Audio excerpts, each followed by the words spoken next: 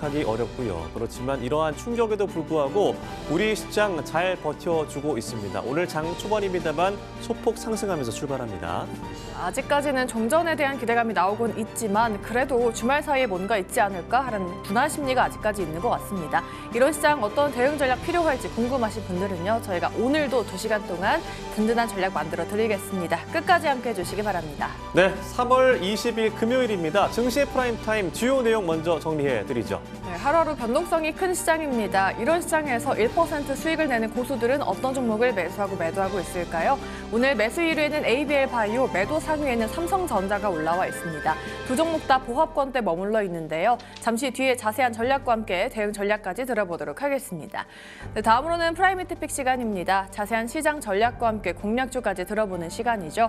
오늘은 AI 관련해서 수요를 잡는 국산화 장비주 공개한다라고 합니다. 궁금하신 분들은 잠시 뒤에 꼭 알아가시기 바랍니다.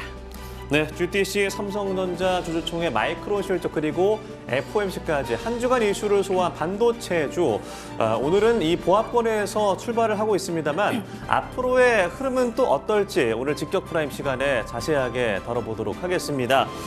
이란 전쟁 21일째입니다. 에너지 시설 타격으로 큰 충격을 주고 있습니다. 앞으로의 흐름도 예측하기 어렵고요. 물가 전망과 더불어서 금리 방향성 그리고 우리 경제에 어떤 영향을 미치게 될지 프라임 빅톡 시간에 이 내용도 짚어보도록 하겠습니다. 네, 저희 증시 프라임타임 딜사이트 경제TV 유튜브 채널을 통해서 실시간으로 소통하면서 함께하실 수 있습니다. 많은 참여 부탁드리겠습니다. 3월 20일 금요일입니다. 증시 프라임타임 지금 출발합니다.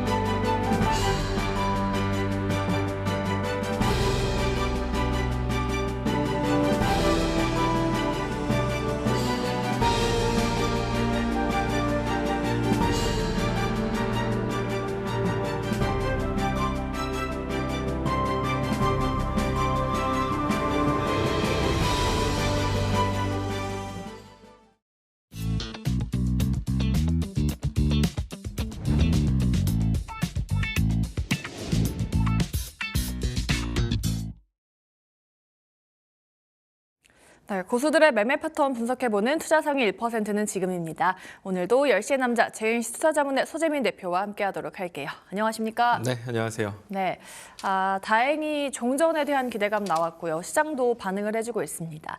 다만 주말 사이에 또 뭔가 있지 않을까 하는 기대감이 아직까지 남아있긴 하거든요. 시장은 어떻게 보십니까? 사실 뭐 오늘 시장 반등 나온다고 너무 감동이다. 너무 가슴이 두근거리지 뭐야. 네. 뭐 사실 이런 느낌까지는 아니에요. 아니에요. 그래서 사실 지금 시장에서 제가 이제 일전에 한 5% 올라갔을 때 있잖아요. 네. 그때 삼성전자 막 올라가고 다 올라갔을 때 제가 그때도 올라가면서 이거 상승 되게 찝찝하다. 네. 좋은 상승 아니다. 이런 말씀을 많이 해드렸는데 네.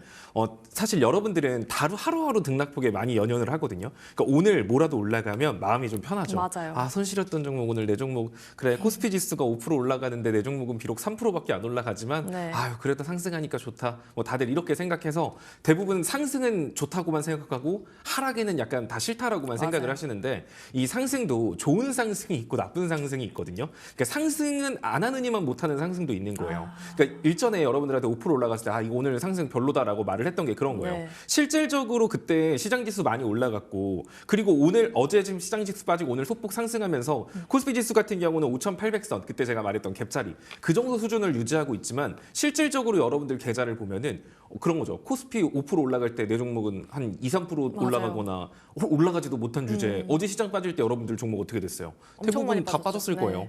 그런 상황들이 나오기 때문에 결국에 시장 지수는 같은 자리에 있는데 내 종목만 괜히 손해본 느낌이거든요. 그래서 그런 관점으로 본다면 그 일전에 5% 올라갔던 상승이 좋은 상승인가? 그건 좋지 않은 상승이거든요. 그러니까 지금 시장 상승 나온다고 여러분들이 그냥 마냥 좋아할 필요는 없어요. 제가 항상 말하지만 여러분들이 찐 상승, 여기서부터는 진짜 우리가 원하는 건 사실 오늘 뭐 1% 오르고 체스님 다음 주에 한 코스피 월요일 날 오를 수 있을까요? 그래서 월요일 날 오를 것 같아요. 그러면 뭐가 달라지나요? 하루 올라간다고 여러분들 계좌가 막 갑자기 다 수익권으로 전환되고 막 계좌가 폭발적인 수익이 나지 않아요. 그건 아니죠. 그럼 우리가 원하는 상승은 이렇게 단발적으로 오늘 하루 오르고 떨어지고 이게 아니라 네. 안정적으로 상승할 수 있는 환경이 우리가 원하는 진짜 상승인 거잖아요. 네네. 그러면은 그런 환경이 맞춰졌다라고 생각했을 때 여러분들이 가지고 있는 현금을 활용을 해야지 그냥 하루하루 조금 올라가고 빠지고 조금 올라가고 빠지고 이런 거에 여러분들이 시장에 달려들면 나중에는 돈이 하나도 없고 종목 숫자만 되게 늘어나고 그러다가 시장 한번 툼에 나오면 아무것도 못하는 상황에서 그냥 관망밖에 할 게 없거든요.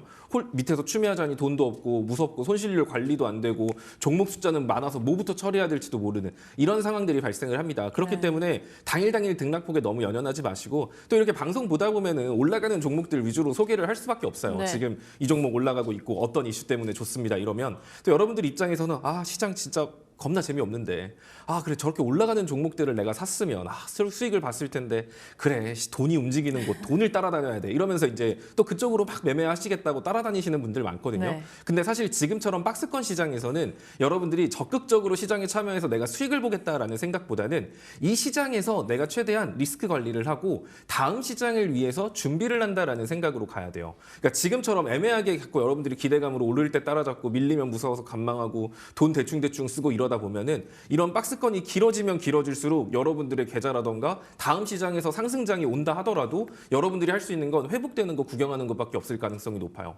근데 다음 장에서 만약에 상승장이 안 오고 네. 또 하락장으로 넘어간다? 그랬을 때는 뭐 말 다 한 거죠. 이제 그때부터는 죽음이죠. 뭐 할 수 있는 건 기다리는 것, 기도밖에 없어지는. 그러니까 그런 매매를 하지 않기 위해서라도 지금 이 박스권 시장에선 여러분들이 좀 기다릴 줄도 알아야 된다라는 거. 자, 그리고 이제 어제 미증시 같은 경우가 이제 전약 후강 패턴으로 후반부에 낙폭을 좀 회복했습니다. 제가 지금 국내 증시가 약간 찐 상승, 앞으로 국내 증시가 쭉 올라갈 수 있는 환경이 만들어지기 위해서는 세 가지를 말씀드렸어요. 네. 첫 번째는 나스닥이 하락 추세를 벗어날 것. 두 번째는 국제 유가가 92불 정도 아래로 내려가서 횡보할 것. 그렇다는 소리는 이제 지정학적 리스크에 시장이 어느 정도 둔화됐다라는 네네. 둔감해졌다는 의미거든요. 그렇기 때문에 그 두 번째가 그거고 세 번째가 뭐 당연한 얘기지만 이란하고 미국하고 협상을 시작할 것. 요런 세 가지. 그러니까 이렇게 명확한 결과물을 바탕으로 시장 지수가 올라가면 계속 가겠다라고 생각할 수 있겠지만 네. 그게 아닌 상황에서 그냥 퐁당퐁당 그냥 오늘 유가 좀 올랐습니다. 오늘 요즘 유가 떨어졌네요. 지정학적 리스크가 완화된 것 같아요. 아니요, 다시 심화된 것 같습니다. 이런 왔다 갔다 말바꿈 가지고 시장 지수가 오르고 떨어지는 거에 너무 연연하지 말 것. 그러면 우리가 생각할 때 나스닥이 아직 하락 추세를 벗어나지 못했는데 네. 제가 나스닥 같은 경우는 최근에 22,900포인트에서 23,000포인트까지는 반등을 할 수 있다라고 했어요. 네. 그리고 거기를 뚫어야 나스닥이 하락 추세를 벗어난다라고 했습니다. 근데 거기 못 뚫으면 다시 어디 간다라고 했는지 기억하시나요? 22,000 정도? 그렇죠. 제가 이제 추세선 하단 자리는 21,800, 22,000 여기까지 나스닥이 다시 빠질 거라고 했습니다. 네. 그럼 다시 21,800, 22,000까지 빠지면 어떻게 된다는 소리일까요? 다시금 23,000으로 갈까요? 그렇죠. 다시금 추세선 상단으로 올라갈 수 있다는 소리겠죠. 네. 이게 추세의 관점이에요. 그러니까 우리가 보면은 정말 나스닥이 신기하리만큼 보시면 이 추세선을 따라서 움직이고 있거든요. 자, 그리고 어제 어디까지 빠졌는지 볼까요? 이거 조금 이렇게 어제 정확히 나스닥이 21,870포인트. 딱 하단 찍었네요. 21,850포인트까지 빠졌죠. 그러니까 하단 부근까지 밀린 거예요. 그럼 이 하단에서 반등이 나오면 다시 한 번 더 추세선 상단 정도까지 가겠죠. 네. 근데 제가 일전에는 추세선 상단 자리가 23,000포인트 부근이라고 했지만 지금 와서 보면은 이 하락 추세가 무서운 게 뭐냐면 네. 고점이 계속 낮아지고 저점도 계속 낮아져요. 그렇다 보니까 여러분들이 그냥 만약에 홀딩하고 있죠.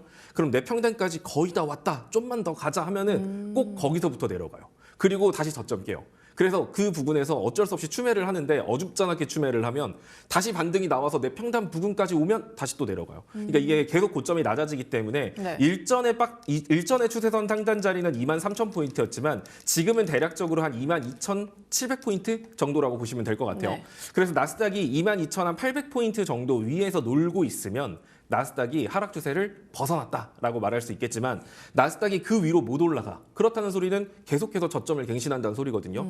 그럼 그 상황에서 과연 국내 증시 혼자서 다 필요 없고 국내 증시는 그냥 우리의 길을 간다. 올라갈 가능성 없다라고 볼 수는 없지만 네. 그럴 가능성은 굉장히 적을 거예요. 그러면 나스닥이 이 하락 추세를 벗어나기 전까지는 국내 증시는 박스권으로 움직이거나 아니면 하락할 가능성이 높겠네라는 생각을 가지고 투자를 해야 돼요. 그런 관점으로 투자를 하면 오늘 좀 올라간다라고 해서 막 엄청 즐겁거나 그러지도 않아요. 왜냐하면 필수 조건이 충족 안 된 상태에서 상승이기 때문에 이런 상승에서 시장에선 따라잡기보다는 지금 수익권인 종목 좀 있으면 이거 조금만 팔아볼까? 몇 개만 팔까? 근데 더 갈 수도 있으니까 다 팔지 말자. 약간 이런 식으로 유연하게 대응을 하셔야 된다는 거. 네. 그래서 지금 시장은 현금 비중 한 15%에서 25% 정도만 확보해 놓으시고 앞서 말한 그 세 가지 조건 중에 뭐라도 충족되기 전까지는 그 현금은 웬만하면 건드리지 마세요. 그리고 가지고 있는 종목 안에서 사고 팔고 하는 거. 이런 식으로 접근하시면 좋을 것 같고 네. 너무 산업 이슈에 집중하기보다는 시장 지수를 추종하는 종목군들 위주로 매매하는 게 박스권 시장에선 가장 안정적이니까 좀 재미없더라도 이런 얘기들 좀 귀담아 들으셔서 투자하시면 시장 변동성에 쓸려가지 않으실 겁니다. 네, 네. 좋습니다. 변동성에 쓸려가지 않도록 시장 전략 좀 든든하게 만들어 드렸습니다. 더욱더 궁금하신 분들 잠시 뒤에 QR코드 타고 들어가시면 되겠고요. 오늘도 그럼 고수들의 매매 패턴 한번 추적해 보도록 하겠습니다. 오늘장 실시간으로 매수하고 있는 종목들 바로 열어보시죠. ABL 바이오와 함께 대장주들 좀 많이 올라와 있습니다. 오늘은 대부분의 종목들 그래도 빨간불을 켜주고 있는 모습 보여지고 있죠. ABL 바이오는 지금은 강보합권에 머물러 있는 모습이고요. 현대차 오늘장 목표주가 상향 리포트가 나왔습니다. 다만 주가는 좀 힘이 없는 모습 보여지고 있고요. 이외에 DL 같은 경우에는 호르무즈 페어 봉쇄가 지속될 경우에 모멘텀을 좀 받아갈 것이다라는 그런 모멘텀 가지고 있고요. 오늘장 상한가 가까이 올라주는 모습까지 연출해 줬습니다. DL 20% 넘는 강세 보여지고 있고요. 두산 에너빌리티 고유가 급등과 함께 오늘장 2%대 상승 중에 있습니다. 원전주들 다 같이 상승 중에 있는 모습 보여지고 있고요. 삼성 E&A 올해 수주 목표를 12조 원으로 설정하는 등 빠른 실적 반등을 노리고 있다라는 그런 긍정적인 분석들 나와주고 있습니다. 8% 이상의 강세, 한화솔루션도 12%가 넘는 초급등세 연출해주고 있고요. 아남전자 역시나 대규모 자사주 공개 매수 계획을 밝히면서 오늘장 추가적인 강세 보여지고 있습니다. 13%대 급반등 연출해주고 있습니다. 자, 이 중에서는 LG 에너지 솔루션 한번 보도록 하겠습니다. 오늘 2차 전지주가 조금은 잠잠한 모습 보여지고 있고요. 엔솔은 1%대 반등을 해주고 있습니다. 지금 2차 전지는 어떤 관점으로 좀 바라보는 게 좋을까요? 최근에 시장에서 좀 잘 올라가는 섹터, 그 국제유가가 변동성을 크면서 잘 올라가는 섹터가 뭐가 있을까요? 원전주? 원전하고 태양광주? 그렇죠. 그런 걔네들이 어떤 거죠? 결국 대체 에너지거든요. 네. 그러니까 대체 에너지 관련해 가지고 지금 뭐 원전이라던가 태양광, 풍력 이런 쪽이 강하게 움직이고 있는데 네. 그렇다는 소리는 ESS 같은 경우도 꽤나 중요하거든요. 결국 신재생 에너지의 문제가 되는 게 뭐냐면 그 들쑥날쑥한 에너지 생산이에요. 전기가 생산되는데 날이 좋을 때는 뭐 좀 전기도 많이 모이고 바람 쌩쌩 불 때는 풍력에서 전기도 모이다가 네. 바람 하나 없네 하는 날씨에서는 좀 덜 모이겠죠. 즉 만들어진 전기를 얼만큼 효율적으로 관리하고 저장해 놓느냐도 굉장히 중요합니다. 그냥 대체 에너지로 만들면 뭐예요? 그걸 어디다 효율적으로 저장을 해야 될 거 아니에요? 그 역할을 담당하는 게 ESS다라고 생각하시면 될 것 같습니다. 네. 지금 미국하고 중국하고 사이가 좋지는 않죠. 그러면서 이제 미국이 중국에 대한 배터리 규제들을 심화하면서 국내 기업들의 수혜가 예상이 됩니다. 약간 중국산에 대한 부품 의존도를 낮춰가면서 탈중국화를 이제 국내 3사 배터리 회사들을 지금 진행을 하고 있고 이 부분을 거의 다 했다. 그래서 이제 미국에서 보조금도 지원받을 수 있다. 이런 뉴스들도 나오고 있습니다. 뭐 이런 것들을 생각해 본다라고 한다면 데이터 센터는 뭐 앞으로도 괜찮이 좋을 거고 또 추가적으로 피지컬 AI라던가 다른 산업 분야에서도 배터리 저장 기술 ESS에 대한 필요성, 전고체까지 연결되는 이런 2차 전지에 대한 매력도는 충분히 높다라고 보여집니다. 다만 지금 시점에서 아무래도 주목을 못 받고 있는 거죠. 시장의 지정학적 리스크나 이런 것들도 있으니까요. 특히 LG 에너지 솔루션 같은 경우는 일전에 포드랑 계약이 빠그라졌다. 그러니까 전기차에 대한 계약이 부서졌다라는 이유 가지고 굉장히 큰 낙폭을 보여줬고 그 2차 전지의 대장격인 종목임에도 불구하고 2차 전지 다 움직일 때 혼자서 약간 빌빌거리고 있었거든요. 근데 실질적으로 LG엔솔이 그렇게까지 빌빌거릴 친구인가? 사실 우리나라에서 ESS의 탑이 누구냐라고 하면 LG엔솔입니다. 그렇다라고 하면 ESS 이슈 있으면 사실 LG엔솔이 먼저 움직였어야 됐는데 전기차에 대한 거에 발목을 잡혀서 못 움직이고 있는 거거든요. 네. 근데 사실 제가 그때도 말씀드렸지만 2차 전지가 더 올라가기 위해서 제가 예전부터 계속 2차 전지를 똑같은 관점에서 말씀드렸는데 네. 전기차에 대한 의존도를 줄여야 된다. 새로운 뭔가가 나와야 되고 그랬을 때 ESS 데이터 센터 얘기 나오면서 한 단계 올라갔죠. 그리고 나서 제가 또 여기서 한 단계 더 올라가려고 그러면 로봇이라던가 전고체 이슈 나와야 돼요 했죠. 그리고 그 뒤에 또 그 이슈 나와서 올라갔죠. 네. 그러면은 사실 어차피 지금 2차 전지 섹터에 있어서 전기차에 대한 의존도를 던져놔야 되는 시점이긴 하거든요. 뭐 그거 가지고 사실 LG 에너지 솔루션이 2차 전지 분야의 대장인데 전기차에 대한 악재 때문에 이 정도까지 밀리고 소외를 받는다? 저는 좀 약간 지금 정도 구간이다라고 하면 오히려 LG 엔솔 투자자분들께서는 더 적극적으로 매수를 해야 되지 않나라는 생각이 들거든요. 네. 지금 주봉 차트를 본다라고 하더라도 금요일 지금 얘 보면은 거의 이런 식으로 삼각수렴형 차트 느낌으로 진행이 되고 있죠. 네. 보면은 고점이 계속 낮아지지만 저점을 일정 수준으로 유지하면서 수렴하고 있는 단계에 있어요. 그렇다는 소리는 이 종목 같은 경우는 아래로 단단한 지지 라인이 한 36만 원 정도 선이라는 거고 그러면 주봉상 36만 원 라인만 이탈하지 않으면 LG 엔솔은 다시 어디까지 갈 수 있다? 40만 원 정도 선까지는 쉽게 올라갈 수 있을 것 같아요. 물론 이 모든 전제 조건은 시장이 평이하다는 조건이에요. 만약에 시장이 tum에 나와요. 그럼 LG 엔솔도 아까 제가 말한 이 36만 원 이탈할 수도 있겠죠. 하지만 시장이 무난무난하게 박스권으로만 진행된다라고 하더라도 LG 엔솔은 40만 원 정도까지 상승할 여력이 존재하는 종목이기 때문에 사실 2차 전지 없는데 뭘 살 거 있나 하시는 분들은 삼성 SDI나 LG 엔솔 뭐 이런 쪽으로 여러분들이 보시면 좋을 것 같고 네. 한 40만 원 정도 선을 단기 목표가로 볼 수 있으니까 내가 고점에 물려 있어. 그런 분들은 이번 기회에 활용해가지고 평단 40만 원 아래로 낮춰놓고 거기서 비중 축소하는 뭐 이런 대응도 나쁘지 않을 것 같습니다. 네, 2차 전지 안에서 LG엔솔은 다른 종목들 대비해서는 좀 덜 갔기 때문에 지금도 분할 매수 관점 가능하다라고 말씀드렸고요. 알려드린 가격 라인 잘 참고하시면 좋을 것 같습니다. 네, 다음으로는 고수들이 지금 실시간으로 매도하고 있는 종목들도 알아보도록 하겠습니다. 네, 오늘 삼성전자가 매도 상위에 올라와 있고요. 이외 2차 전지 종목들 좀 많이 포착이 되고 있습니다. 제약바이오도 눈에 띄는 모습이죠. 오늘 삼성전자는 강보합권대에서 움직이고 있고요. 20만 전자를 좀 유지해주는 모습입니다. 자, 이외 하림지주가 오늘 14% 이상까지 급등을 했는데요. 정부에서 코리아 프리미엄 시장으로의 도약을 공식화하면서 저 PBR 기업들, 지주사 기업들에 대한 관심 높아지고 있습니다. 하림지주가 PBR 1 미만의 기업이죠. 오늘장 급등을 해주고 있고요. 삼천당제약도 5%대 상승 보여주고 있습니다. 이외 2차 전지주들은 보합권대 머물러 있습니다. 에코프로비엠과 삼성 SDI, 에코프로까지 오늘은 이름을 올리고 있고요. 이외 CJ, 지주사 기업이죠. 오늘장 5% 넘는 가파른 반등세 이어가주고 있고요. 대덕전자 역시나 주가 레벨업 보여주고 있습니다. 오늘도 4% 이상의 강세, FCBGA 관련된 모멘텀과 함께 긍정적인 리레이팅 근거를 확보했다라는 판단까지 받아가지고 있습니다. 자, 이 중에서는 2위에 올라와 있는 LS 머티리얼즈 보겠습니다. 오늘 추가적인 강세 나와주고 있고요. 또 저희 공략주였습니다. 일단 1월 달에 공략한 이후에 지금 92% 넘는 초급등세, 이제 수익률을 보여주고 있고요. 2월 달에 또 공략하고 나서 또 수익률이 어마어마하거든요. 이 종목은 지금도 분할 매수의 관점 유지해봐도 될지 아니면 좀 수익 실현을 할까요? 사실 제가 1월 20일인가 1월 초반부에 맞아요. 이 종목을 가지고 왔을 때 그때 아마 여러분들이 이 종목 보고 저건 뭔 종목이야? 갑자기 왜 가져오셨지? 저거는 들어본 적도 없는 종목이야라고 생각하셨을 거예요. 네. 근데 제가 이때도 여러분들한테 똑같이 말했습니다. 울트라 커패시터, 그러니까 LS 머티리얼즈가 잘하는 게 뭐냐면 네. 약간 ESS, 뭐 데이터 센터에 들어가는 ESS 이런 거라기보다는 네네. 약간 순간적으로 전기가 필요할 때 과전력을 넣어주는 막 그런 것들을 잘하거든요. 네. 그러니까 쉽게 생각해서 우리가 엘리베이터를 탈 때 네. 갑자기 무거운 걸 확 들어야 돼요. 그랬을 때 그냥 천천히 전기가 흘러가는 게 아니라 순간적으로 전기가 빡 들어가야 되는 상황들이 있습니다. 뭐 자동차 스탑앤고 같은 경우도 네. 마찬가지죠. 갑자기 이제 눌렀을 때 전기가 순간적으로 더 과전력이 들어가야 되는 순간. 이게 얘가 지금 올라가고 있는 게 그런 아까 대체에너지 이런 거랑도 묶인 거거든요. 그러니까 예를 들어 풍력 발전소에서 이렇게 돌아가요. 이렇게 선풍기처럼 네. 빙글빙글 돌아가다가 뭔가 바람이 강해지거나 바람이 약해졌을 때 이 선풍기 커다란 이 날을 확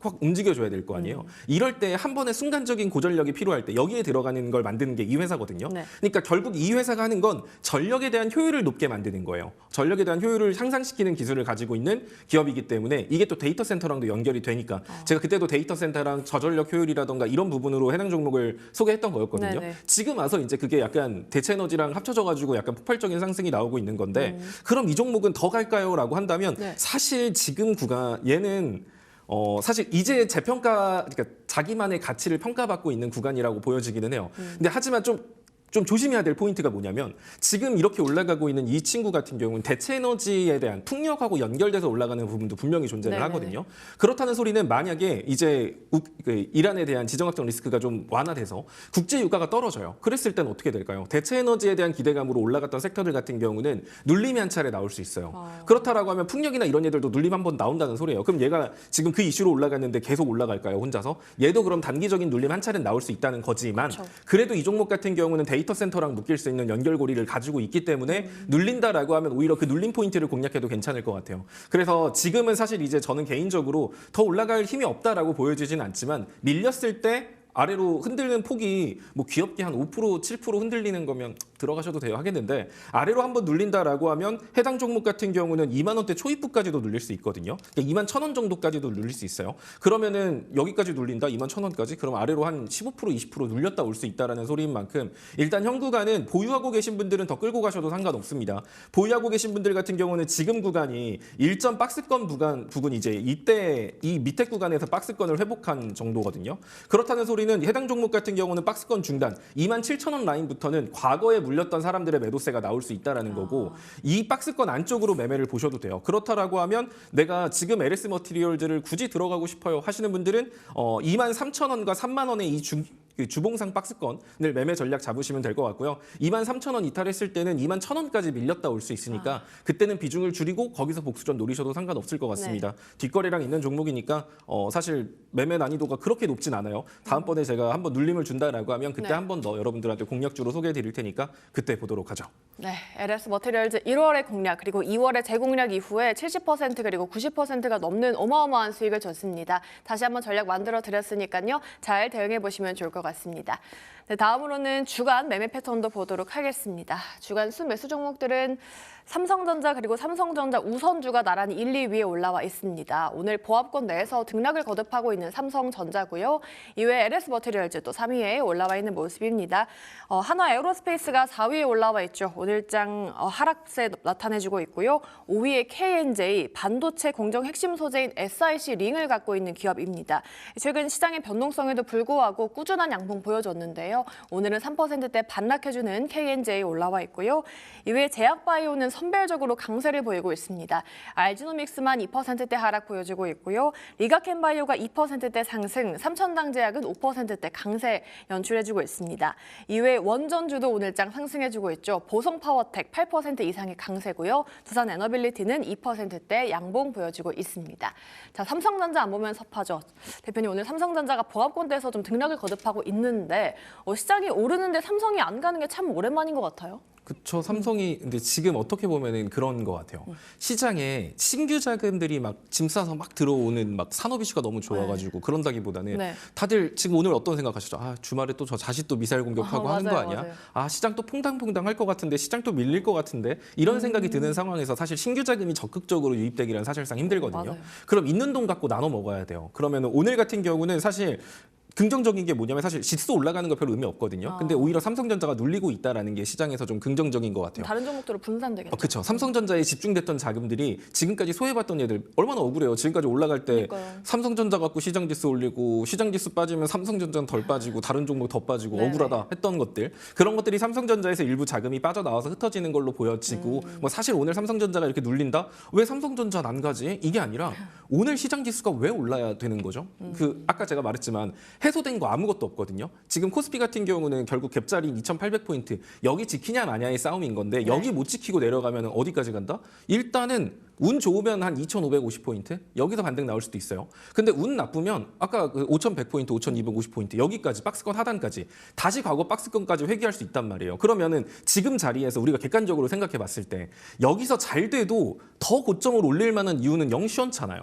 올라가 봐도 좀 애매해. 근데 여기서 밀리면 잠깐만 아래로 시장 지수 한 7%, 10% 밀릴 수도 있다고? 그러면 여러분들 입장에서는 여러분들이 진짜 돈 많은 투자자예요. 그럼 지금 시점에서 삼성전자 열심히 사야지 이렇게 될까요? 아니면 갖고 있는 거 수익권인 종목 조금 팔고 약간의 현금은 좀 만들어 놓을까? 이 생각이 들까요? 현금 만들어 당연히 그렇게 후자로 갈 수밖에 없어요. 그렇다 보니까 오늘 삼성전자가 주말을 앞두고 소폭 약세를 보이고 있다. 이렇게 생각하시면 됩니다. 그래서 이런 거를 나는 기회로 삼아야겠다. 이게 아니라 따라가야죠. 이럴 때는 뭐 수익권인 삼성전자 갖고 있으면 다 팔 필요 없습니다. 앞으로 삼성전자는 더 좋아질 거예요. 하지만 시장 지수가 만약에 여기 지키지 못하고 밀리면 아래로 좀 크게 흔들릴 수 있다. 그럼 삼성전자 무조건 같이 빠질 테니까 수익권이면 조금은 현금화 만들어 놓을까? 이게 맞는 거고 신규 진입을 하고 싶다라고 하더라도 웬만한 웬만하면 코스피 지수 한 5,550포인트 요 정도 선부터 여러분들이 삼성전자를 들어간다 생각하시면 좋을 것 같습니다. 네. 그게 아니면 아까 말한 것처럼 뭐 나스닥 앞부분에 말한 것처럼 나스닥 하락 추세 벗어난 걸 확인하든지 국제 유가가 92불 아래인 걸 확인하든지 이렇게 명확한 신호를 통해서 앞으로 시장 지수가 더 우상향을 지속하겠다라는 확신이 들었을 때 그럴 때 비싸게 사세요. 싸게 사는 게 능사가 아닌 거거든요. 그러니까 확실한 자리에서 산다라는 생각으로 삼성전자는 지수를 가지고 매매하시면 되게 쉬운 종목이니까 또 제가 아침마다 거의 매일 잡아드리고 있으니까 이 부분 참고하시면 좋을 것 같습니다. 네, 좋습니다. 삼성전자 항상 또 짚어드리는 종목이죠. 지수와 연동돼서 좀 볼 수 있겠다라는 말씀 전해드렸습니다. 삼성전자에 대한 전략 잘 만들어 보시고요. 다음으로는 주간 순매도 종목들도 한번 보도록 하겠습니다. 네, 오늘 매도 상위에는 SK하이닉스가 1위에 올라와 있습니다. 오늘 하이닉스도 보합권대 머물러 있고요. 백만닉스는 유지해주고 있습니다. 이외에 최근에 가파른 급등 보여줬었던 두산테스나 AI 오토 중심으로 실적 구조를 재편한다라고 합니다. 최근에 좀 급등해줬었는데요. 오늘은 조금 쉬어가는 모습 보여주고 있습니다. 이외에 셀트리온은 본격적인 이익 레버리지 구간 진입했다라는 긍정적인 리포트가 나왔지만 아직까지 주춤해주고 있는 모습이고요. 원전주 동반 상승 중이죠. 오늘 7위에 올라와 있는 한전산업 9.8%대 급등세 연출해주고 있고요. 카카오까지 8위에 포착이 되고 있습니다. 그리고 방산주로 묶이는 스피어 오늘장 차익 매물 나오면서 3%대 약세 보여지고 있습니다. 자, 이 중에서는 OCI홀딩스 한번 보도록 하겠습니다. 역시나 태양광 관련주 최근에 정말 강했고요. 오늘도 11%가 넘는 강세를 보여주고 있는데 그럼 태양광주도 지금은 조금은 조심해야 되는 타이밍일까요? 사실 지금부터는 과열 구간인 게 맞아요. 그러니까 갈 게 없으니까 네. 산업 이슈 반도체 가자니 뭐 엔비디아 몇 분내 보니까 엔비디아 조용하고 마이크론 실적 그렇게 잘 나왔는데 너네 네. 뭐하냐 이런 생각 들고 그러면 사실 그렇다고 지정학적 리스크 관련주를 막 들어가자니 국제 유가 관련주를 들어가자니 지금 우리나라에서 유가 약간 잡는다. 네네. 상한제 만든다 해가지고 이것도 좀 애매한 것 같고 그러면은 해운 쪽 아니면은 방산 쪽 이건데 맨날 뉴스가 왔다 갔다 한단 말이에요. 맞아요. 호르무즈 해협 봉쇄가 풀릴 것 같아요. 아니에요. 다시 심해지고 있어요. 아니요, 봉쇄 풀리는데 막 그리고 미사일을 공격한다, 공격 안 한다, 막 이런 얘기들 나오고 있다 네네. 보니까 방산주라던가 해운주도 변동성이 너무 크다 보니까 이제 다들 손이 안 가는 거예요. 그러다 보니까 사람들이 그러면 여기에도 움직일 수 있고 여기에 다른 이슈로도 움직일 수 있는 게 뭐가 있을까? 그러면 대체 에너지가 되는 거죠. 네네. 결국 대체 에너지로서도 움직일 수 있을 거고 대체 에너지가 아니다라고 하더라도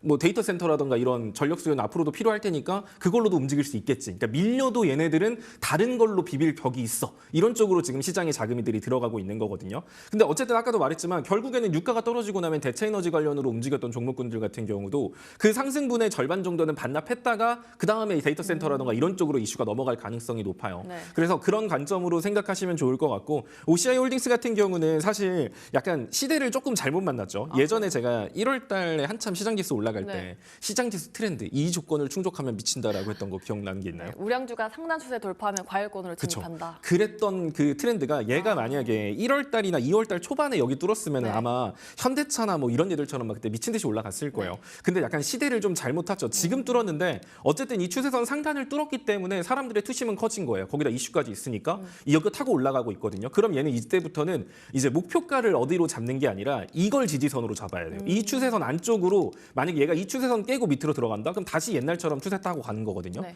그러니까 얘는 이제 접근할 때는 목표가를 어디로 볼까요? 얘 더 갈 수 있을까요? 지금과 같은 시장 분위기면 더 가요. 근데 갑자기 이 시장 분위기가 언제 바뀔지 우리는 알 수가 없죠. 그렇죠. 그러면 어쩔 수 없이 이런 거는 지지선을 확실하게 잡고 간다. 과거 상승 추세였던 지금 요걸 캡처해 두시면 좋겠죠. 여기를 이탈하기 전까지는 예를 들어 얘가 이렇게 밀렸어. 그럼 그 자리가 한 19만 원 정도 선이거든요. 이 자리만 이탈하지 않으면 다시 또 고점을 올린다는 소리지만 이 추세선 하단을 이탈했을 땐 다시 과거 추세로 돌아가기 때문에 낙폭이 커질 수 있으니까 OCI 홀딩스 투자하시는 분들 같은 경우는 이렇게 추세선, 지지선 여기만 체크하시면서 투자하시면 될 것 같습니다. 네. OCI 홀딩스는 과열권이지만 상승 추세 안에 있긴 합니다. 다만 추세선 하단 이탈하지 않는지 여부가 좀 중요할 것 같습니다. 알려드린 라인 잘 면밀히 체크해 보시면 좋을 것 같습니다. 이렇게 네 종목에 대한 전략 만들어 드렸고요. 마지막으로 종목에 대한 리뷰도 한번 저희가 들어보도록 하겠습니다. LG 이노텍이 이번 달 초 공략주인데 지금 16%가 넘는 수익을 내주고 있거든요. LG 이노텍은 지금 시점에서는 또 어떤 관점으로 바라보는 게 좋을까요? 사실 해당 종목 목표가를 30만 원 정도로 잡아드렸었거든요. 네, 근데 아까 29만 9천 1,000원인가까지 올라간 것 같던데. 1,000원 남겨두고. 네, 1,000원 남겨. 참. 근데 이 종목 같은 경우는 사실 지금보다 더 올라갈 수 있는 종목이에요. 시장 지수가 좀만 더 평이해진다라고 해도 해당 종목 같은 경우는 유리기판뿐만이 아니라 카메라 모듈 같은 경우는 또 피지컬 AI의 핵심이 되는 부분이거든요. 네. 또 로봇하고도 연결될 수 있는 부분이 분명 존재하고 자율주행하고도 연결돼요. 게다가 확실하게 이번 연도 실적까지 개선되고 있거든요. LG 이노텍이 안 갈 이유는 없다라고 생각합니다. 30만 원 이것도 제가 소심하게 잡아드린 거고 시장 지수가 조금 더 평이한 구간에 들어간다라고 하면 전고점인 34만 원도 충분히 넘을 수 있고 40만 원까지도 볼 수 있는 종목 이렇게 보고 있습니다. 따라서 해당 종목 같은 경우는 지금 시점에서 다시 들어가야 돼요라고 물어보면은 사실 살할 때 사지 왜 지금 이런 느낌이기는 한데 네. 만약에 다시 산다라고 하면 저라면 한 27만 원 정도 선까지 눌림을 다시 보여준다? 그럼 거기서부터는 다시 분할 매수 가능할 것 같습니다. 네, 알겠습니다. 지금 수익을 많이 내줬던 LG 이노텍 다시 한 번 더 전략 만들어 드렸습니다. 참고하시면서 꼭 수익 극대화하시기 바라겠습니다. 이렇게 종목들까지 저희가 다 짚어드렸고요. 시청자분들께서 오늘도 정말 많이 들어와 계십니다. 우리 대표님과 함께 더 긴밀하게 소통할 수 있는 방법은 뭘까요? 아래 QR코드 찍고 들어오시면 되고요. 네. 제가 말이 진짜 빠른 게 말이 빠를 수밖에 없는 게 네. 많은 내용을 한정된 시간에 전달을 하고 싶어서 그래요. 그냥 맞아요. 천천히 하고 싶어요, 저도. 근데 알려주고 싶은 게 너무 많은데 어떡해요. 맞아요. 근데 그런 것들, 예. 이 못다한 얘기들은 이 아래에 들어오시면은 더 많은 것들 알려드릴 테니까 들어오시면 많은 도움 얻어 가실 겁니다. 네, 방송 시간은 제한되어 있지만 소통 창구는 24시간 돌아가고 있습니다. 긴밀한 소통 원하시는 분들은 아래 QR코드 타고 들어가시면 되겠습니다. 자, 오늘도 투자상의 1%는 지금 제1투자자문의 서재민 대표와 함께 해봤습니다. 오늘 말씀 고맙습니다. 감사합니다.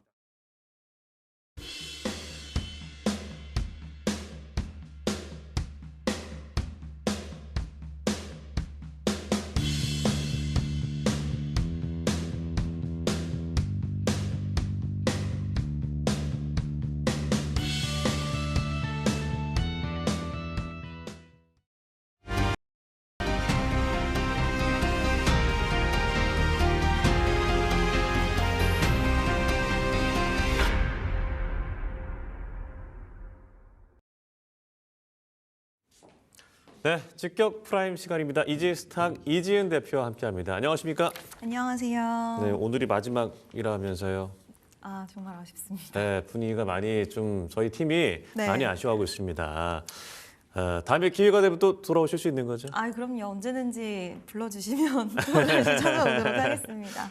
시작부터 난감하게 해서 죄송합니다. 아니에요. 예. 자, 지금 시각 10시 31분 지나고 있습니다. 오늘 장 시장을 관통하는 직격이 시세까지 먼저 화면으로 만나보도록 하겠습니다. 네, 반도체는 전쟁보다 강하다. 최근에 어떤 전쟁의 알 수 없는 흐름 속에서 이번 주 마이크론의 역대 분기 최대 실적 발표 이후에 삼성전자, SK하이닉스 실적 기대감이 커지고 있고요. 간밤에 미국 필라델피아 반도체 지수도 하락 출발했지만 이 소위 말아 올렸다고 하죠. 긴 장대 양봉을 보여줬습니다. 앞으로 우리 주가 흐름은 어떨지 알아보도록 하겠습니다. 자, 다음은요. 대체 에너지 증시 대세로 급부상, 기후위기 대응과 에너지 안보가 중요해지면서 태양광, 풍력, ESS 같은 친환경 에너지 산업이 주식시장의 상승 흐름을 주도하고 있습니다. 자, 마지막 이란 종전 가능성. 불확실하지만 전쟁이 금방 마무리될 수 있다는 시각도 존재하는데요. 단기적으로 무기 수요가 줄어들 수 있다는 우려에 방산주가 휘청이고 있습니다. 이 내용도 짚어보도록 하죠. 네, 반도체 이야기 먼저 해보도록 하겠습니다. 이번 주에 GTC 그리고 삼성전자 주주총회, FOMC의 어떤 금리 동결 그리고 매파적인 메시지도 있었죠. 마이크론의 좋은 실적 발표도 있었고요. 반도체 지수의 최근의 흐름들 좀 어떻게 해석을 해야 될까요? 반도체 같은 경우에는 이제 오늘도 나쁘지는 않지만 이제 보합권에서 움직이고 있어요. 그렇지만 약간의 박스권을 좀 그리면서 보유하고 계신 분들은 좀 답답하다라는 생각도 투톱 기준으로는 가져갈 수 있지 않을까라고 보고 있고, 그리고 소부장 같은 경우도 지금 순환매가 이어지고 있는데 가는 종목이 더 가지만 의외로 또 빠지거나 좀 지지부진하거나 이런 종목들이 있어서 반도체 실적에 대한 기대감이 이렇게 큰데, 그리고 마이크론 실적이 그렇게나 잘 나왔는데 왜 반도체가 생각보다는 좀 강한 시세를 못 이어갈까라고 좀 생각도 하실 것 같아요. 네. 근데 결국에는 지정학적 리스크가 여전히 잔존을 하고 있고 존재를 하고 있고 국제 유가도 변동폭이 큽니다. 지금 환율 같은 경우에도 1,500원대를 계속 돌파를 했다가 또 밀렸다, 이런 양상들이 나타나니까 시장 자체가 수급이 안전하게 꾸준하게 계속적으로 들어오기보다는 들어왔다 나갔다. 특히 외국인도 이 거래일 전에는 큰 폭의 선물과 현물의 매수를 보이다가 어제 오늘은 또 매도를 보이고 있거든요. 네. 그런 것처럼 시장 자체적으로 좀 안정화가 아직은 미비하다 보니 그에 따라서 지금 하이닉스 반도체 이쪽은 좀 부진하다. 그러니까 나쁘다라는 것은 아니지만 시장 상황만 놓고 봤을 때 기술주의 이번 빅 이벤트만 두고 봤을 땐 폭등을 하는 게 맞을 것 같은데 네. 마이크론 실적이 나왔는데도 이렇게 가는 거는 보유하고 계신 분들 입장에서는 다소 아쉬울 수 있다라고 보는데 저는 뭐 좋게 봅니다. 일단 1분기 실적도 당연히 굉장히 잘 나올 네. 것이고 뭐 SK 하이닉스의 주총도 있고 그래서 지금 반도체는 오히려 매수 타이밍으로 여전히 잡아도 된다라고 보고 있고요. 약간 답답해도 오히려 답답할 때가 매수 타이밍이지 않을까라는 의견 드려보도록 하겠습니다. 네, 답답할 때가 매수 타이밍이다라는 말씀. 지금 뭐 여러 가지 긍정적인 신호 속에서도 주가 흐름이 뭔가 시원하게 오르지 못하고 있는 가운데 최근에 이제 삼성전자의 이 좋은 이슈들이 계속해서 나오고 있습니다. GTC에서 젠슨 황이 삼성전자를 콕 집어서 언급을 하기도 했고 리사수 AMD CEO가 삼성을 찾기도 했고요. 그리고 어제 2026년 삼성전자 기업가치 제고 계획이 공시가 됐는데 R&D에 110조 원 투자를 하겠다라는 내용. 지난해 90조 원 투자를 상회하는 역대 최대치인데 HBM 시장을 좀 확실히 주도해 나가겠다라는 의미일지 그리고 파운드리 시장에서 TSMC와의 격차를 좀 줄이겠다라는 어떤 내용일지 어떻게 해석을 해야 될까요? 결국 이제 DS 쪽으로 더 힘을 좀 쏟겠다라는 쪽으로 해석을 할 수가 있을 것 같고요. 네. 지금 시기적으로 너무 업황이 좋잖아요. 슈퍼사이클. 거기다 지금 이번에 마이크론 실적에서 보면 구매 계약을 장기적으로 이제 고객사에서 하는 그런 상황입니다. 그럼 이제 물량에 대한 부분들을 확보를 해야 되는 상황 속에서 결국 물량 확보가 또 어느 정도 되어야지 장기 구매 계약으로 이어지기 때문에 이런 공격적인 R&D는 당연히 이어질 수밖에 없다라고 보고 있고요. 네. 파운드리 관련돼서도 이번 엔비디아에서도 그록소리 LPU 관련된 파운드리 수주를 받았다라는 거, 거기에 하반기 양산까지도 이야기가 나왔기 때문에 수율적인 측면에서도 시장이 그러면 예측을 하겠죠.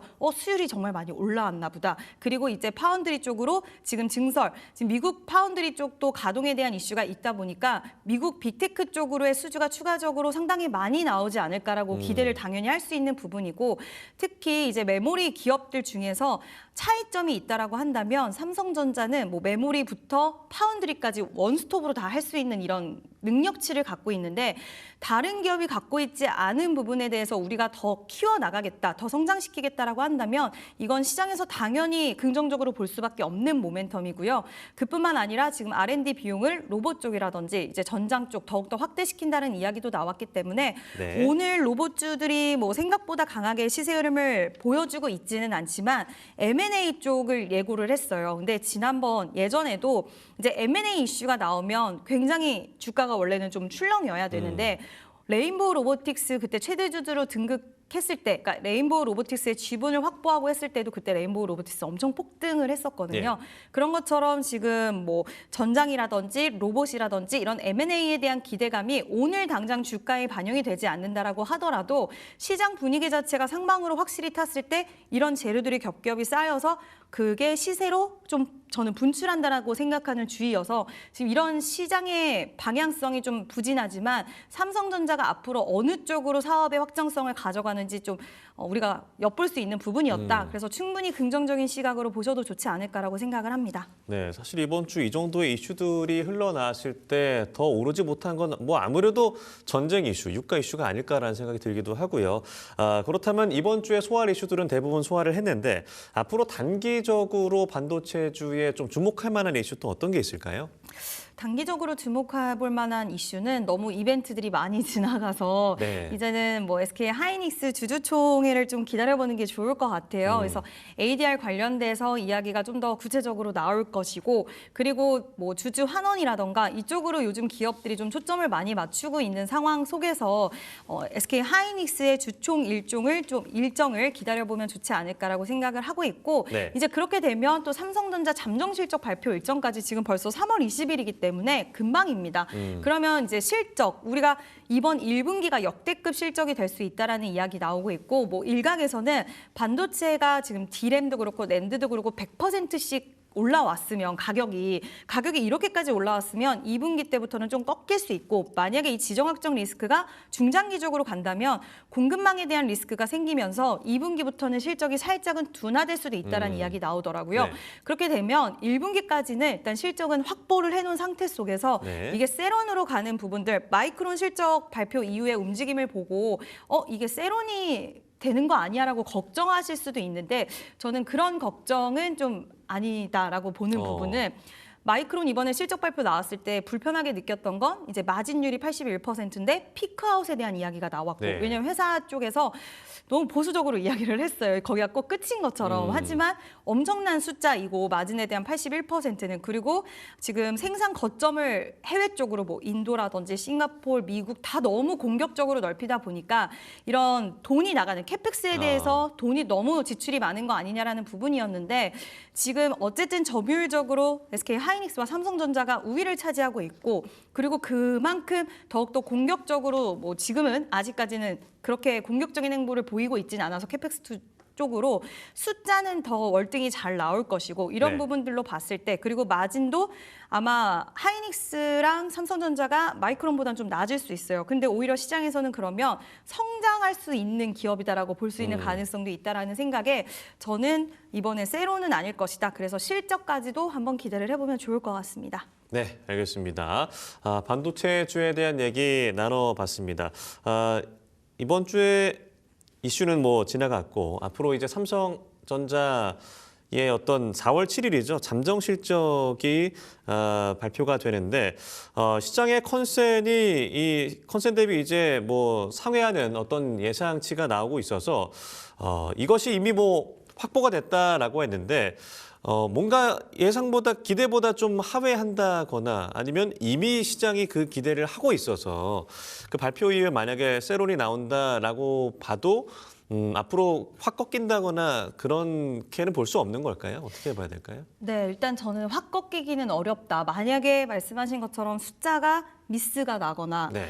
아니면 시장에 이미 기대감이 다 선반영됐다라는 부분이 있거나라고 했을 때 일시적으로 흔들림은 좀 나올 수 있다라고는 보는데 그럴 경우는 좀 없지 않을까라고 일단 보고 있고 너무 역대급이긴 합니다. 네, 그리고 네. 3월 달에 지금 메모리 재고가 1에서 2주 정도래요. 근데 원래 같은 경우에 정상적일 때는 6주에서 8주 정도인데 1, 2주면 그만큼 지금 엄청 공급이 타이트하다라는 이야기가 되고 있는 상황 속에서 네. 이번 1분기 그리고 지금 뭐 수요에 대해서도 저는 개인적으로는 우리가 생각보다 반도체 영업이익이 계속 추정치가 올라가는 이유는 우리가 예측하지 못한 분야에서 지금 쇼티지가 계속 발생을 하고 있기 때문에 이 부분에 있어서 지속된 쇼티지 현상이 다양한 분야에서 나올 가능성은 충분히 있다라고 보고 있고 뭐 애플 쪽에서 더 추가적으로 칩을 요구한다거나 이런 네. 부분들 이런 것들 미뤄봤을 때는 예상치 못한 수요에 대한 폭증 현상들이 나올 수 있다. 그리고 빅테크들 입장에서도 지금 공격적으로 하지 않으면 AI 시대로 전환이 가속화되고 있는데 여기서 공격적인 행보를 멈출 수는 없는 구간인 것 같아요. 그러면 수요는 더욱더 우리가 생각했던 것보다 더 빠르게 올라갈 수가 있고 이 부분에 있어서 저는 충분히 좀 긍정적으로 만약에 세론이 나온다라고 했을 때는 좀 보셔도 좋지 않을까. 그리고 마이크론도 이번에 본장에서도 빠졌어요. 시간에도 빠졌고 본장에서도 빠졌는데 IB들은 투자 의견을 다 상향하고 있어요. 지금 오히려 목표가도. 그 얘기는 심리 자체가 지금 전쟁이라든지 여러 가지 때문에 좀 위축이 되어 있지만 방향성 자체는 상방으로 보고 있다는 거기 때문에 삼성전자와 SK 하이닉스도 저는 똑같지 않을까라고 보고 있습니다. 네, 알겠습니다. 반도체주에 대한 얘기 나눠봤습니다. 자, 다음 대체 에너지에 대한 얘기를 해보겠습니다. 최근에 워낙 중동 이슈로 인해서 유가가 굉장히 큰 폭으로 출렁이고 있습니다. 북해산 브렌트유가 이제 거의 120달러까지 찍을 뻔하다가 지금은 좀 내려온 상태인데 또 어떻게 될지 모르는 상황이 전쟁이 이제 에너지 시설 타격 쪽으로 이어지고 있기 때문에 이에 대한 우려가 계속되고 있고요. 그래서인지 대체 에너지가 주목이 되고 있습니다. 오늘 우선 이 SK 이터닉스 얘기를 좀 해보도록 하겠습니다. 뭐 태양광, 풍력 뭐 여러 가지 다루고 있는데 상승에 대한 모멘텀 어떻게 좀 보십니까? 일단 이 회사는 지금 시기를 잘 만난 것 같아요. 왜냐면 2월 달부터 시세가 올라왔는데 그 전에는 주가가 정말 움직이지 않았어요. 그래서 아마 보유하고 계셨던 분들도 아니 신재생, 풍력, 뭐 수소, ESS 다 갖고 있는데 왜 안 가지?라고 네. 의문이 많이 들었던 기업 중에 하나라고 생각을 하는데 지금 시기적으로 딱 잘 만났다라고 말씀드렸던 부분은 지금 정부에서 재생에너지 보급 확대 정책 이야기가 나왔고요. 뭐 태양광 관련해서 규제를 완화시킨다라는 이야기, 그리고 재생에너지 공급 의무 제도 개편까지 추진이 된다라는 이야기가 나왔는데 네. 이런 이야기들이 나오기 전에, 그러니까 그리고 지금 대체 에너지 관련된 이야기가 나오기 전에 직전에 KKR이라는 회사 쪽에서 이제 펀드 쪽에서 사모펀드 쪽에서 지분 인수한다는 이야기가 나왔어요. 그래서 SK 하이닉스, SK 그룹주에 여러 가지 재생에너지 관련된 종목들이 약간 통합이 되고 그래서 이터닉스 중심으로 해서 약간 에너지 사업 자체를 좀 더 드라이브를 거는 느낌의 그런 이야기가 그 전에 직전에 나왔기 때문에 이런 부분들이 다 같이 저는 맞물려서 이렇게 주가 폭등세가 이어지게 좀 만들어주고 있다라고 보고 있고요. 네. 뭐 조심스럽기는 하지만 저는 추가 상방에 대해서는 좀 열려 있지 않나라고 보고 있고 오히려 한 차례, 두 차례 조정은 아니지만 중간중간에 횡보 흐름과 조정 비슷하게 좀 나왔기 때문에 지금 거래량도 그렇고 이렇게 긴 시간 동안 주가가 올라가지 못했었잖아요. 지금 2024년 3월 정도부터 계속 주가가 좀 부진했었는데 이제서야 거래량이 이렇게 역대급으로 터지면서 최근에 시세를 이어갔다는 건 지금 시장에서 시장의 분위기에 맞물리는 이슈를 갖고 있으면 엄청난 우상향을 그려간 모습들이 나와준 시장의 부분이기 때문에 저는 추가 상승은 가능하다. 다만 추격 매수를 말씀드리기에는 좀 조심스럽고요. 보유하신 분들은 일부 차익 실현을 하시되 추가 상방에 대한 여력은 좀 더 가져가셔도 좋지 않을까라고 보고 있습니다. 예, 오늘 15%대 상승, 장 초반 대비해서 이 낙폭이 좀 커지고 있습니다. 말씀하신 대로 추격 매수보다는 앞으로 좀 지켜보면서 분할 매수하는 전략 말씀해 주셨고요. 고유가 이슈가 이 완화가 될 시, 그러니까 뭐 전쟁이 지속되더라도 이제 호르무즈 해협에서의 어떤 에너지 시설에 대한 공격이나 이런 것들이 좀 완화되고 협상에 대한 얘기가 나왔을 때의 대체 에너지의 주가 방향은 좀 어떻게 될까? 단기적으로 좀 빠질 수도 있지 않을까? 어떻게 봐야 될까요? 저는 그렇게는 보지는 않는 것 같고 있어요. 왜냐하면 이게 대체 에너지라는 이 이슈가 지금 이번에 전쟁 때문에 더 힘을 받게 만들어주기는 했지만 이게 결국에는 에너지 키워드가 원래부터 나왔었잖아요. 계속 주가가 부진했던 것뿐이지. AI 데이터 센터. 네, AI 데이터 센터 그리고 정부 정책 계속 나왔지만 주가에 반영되는 부분이 좀 적었고 이 전쟁 이슈가 불을 지펴줘서 더 힘을 받을 수 있게 만들어준 거지만 근본적으로 처음 이 종목들이 움직였던 부분들과 그리고 앞으로 이 업황에 대한 방향성은 가야 되는 분야는 맞습니다. 그래서 재생에너지 확대 정책은 지금 전 세계적으로 이뤄지고 있기 때문에 저는 이번에가 힘이 받아주는 구간이었지만 계속적으로 에너지 관련된 키워드 종목들은 신재생 쪽도 당연히 봐야 된다라고 보고 있고요. 전쟁 관련주를 엮어서 움직였던 종목들은 종전에 대한 기대감이 나올 수 있는 뉴스가 조금만 나오면 바로 빠지거나 변동폭이 엄청 컸어요. 최근 들어서. 근데 신재생 에너지 관련된 종목들은 전쟁 키워드가 힘이 좀 둔화되는 이슈가 나와도 오히려 우상향을 하고 있죠. 그래서 저는 신재생 에너지 관련돼서는 전쟁 관련된 이슈로만 올라갔던 게 아니기 때문에 이게 힘을 받아주는 역할적인 부분들을 했지만 트리거의 역할을 했지만 계속적으로 봐야 되는 섹터들이다라는 의견 드려보도록 하겠습니다. 예, 대체 에너지 전쟁이 어떤 뭐 종식되거나 잠시 주춤한 이슈가 있을 때도 계속 갈 수도 있다라고 말씀을 해주셨는데 그렇다면 크게 이제 봤을 때 태양광, 풍력 이렇게 얘기를 하잖아요. 대체 에너지 유망 키워드는 둘 중에 비교한다면 어떤 키워드를 꼽을 수 있을까요? 원래 어려운 질문이에요. 아니 이게 약간 성향이 좀 갈리는 것 같아요. 그래서 저는 원래 그 전에 이런 부분들에 대해서 좀 고민이 되신다면 다 사업을 같이 하고 있는 SK 이터닉스라던가 뭔가 여러 가지 좀 엮일 수 있는 기업을 좀 픽하면 좋다라는 이야기들을 많이 드렸었는데 오늘 뭐 ESS라든지 원전 쪽도 같이 엮일 수 있는 G2 파워도 지금 17% 급등하는 것처럼 이렇게 어느 쪽을 좀 결정하기 어렵다고 하시는 분들은 이 에너지 기업들 보면 한 가지 쪽의 에너지 사업만 하는 게 아니라 여러 가지 좀 같이 확장해서 가져가고 있는 그러니까 원전도 되지만 LS 일렉트릭 같은 경우에도 변압기 쪽으로 또 보지만 우리가 뭐 태양광 관련된 종목으로도 사업을 연결할 수 있는 부분들이 있거나 이런 네. 것처럼 그 안에서 키워드를 좀 찾아보시면 좋지 않을까라고 생각을 하고 있고요. G2파워가 오늘 좀 강하게 가서 아쉽기는 한데 이 회사도 ESS 모멘텀도 있고 원전 쪽의 모멘텀도 갖고 있는 기업이라서 네. 이렇게 에너지 쪽으로 다양한 사업군을 같이 가져갈 수 있는 종목들도 좀 보시면 좋다라고 생각을 하고 있습니다. 그래서 원래 저는 태양광 쪽을 좀 더 지지하기는 하고요. 왜냐하면 풍력은 이제 우리나라 쪽에서 좀 더 정책적으로 좀 힘이 센 느낌이고 네. 태양광은 우주 태양광 관련된 이야기 이번에 예. 엔비디아 GTC에서도 또 언급이 나왔기 때문에 빅테크 기업들이 우주 태양광 너무 우리가 생각했을 때는 아직까지 해결해야 될 과제들이 너무 많은 건 사실이긴 하지만 그와 관련된 프로젝트들을 빅테크 기업들은 지금 많이 진행을 하고 있는 상황이에요, 이미. 그래서 이런 부분들을 봤을 때는 관련된 태양광 스토리들은 계속 나올 수가 있기 때문에 저는 태양광 쪽을 좀 더 선호하기는 하지만 풍력주들도 어저께 CS윈드가 대장주인데 굉장히 강했던 모습을 보면 네. 이 안에서 좀 순환매 이어지지 않을까라고 생각을 합니다. 네, 헷갈낸다 그러면은 뭐 둘 다 하는 기업, SK히터닉스 이런 기업들 찾으시면 될 것 같다는 생각이 듭니다. 그럼 다음 이슈로 넘어가 보도록 하겠습니다. 말씀하신 대로 이 종전 가능성에 대한 얘기가 나오면서 방산주가 좀 휘청이는 모습을 보이고 있어요. 중동 리스크 완화까지는 모르겠습니다. 아직 이제 뭐 병력들이 이 호르무즈 해협 그리고 안에 페르시아만의 어떤 하르그 섬으로 이동한다라는 이슈까지 있기 때문에 계속 이 주말까지도 지켜봐야겠습니다만 방산주와 관련된 최근의 흐름들을 좀 어떻게 봐야 될까요? 저는 방산주는 계속적으로 좀 봐야 된다고 생각을 하고 있어요.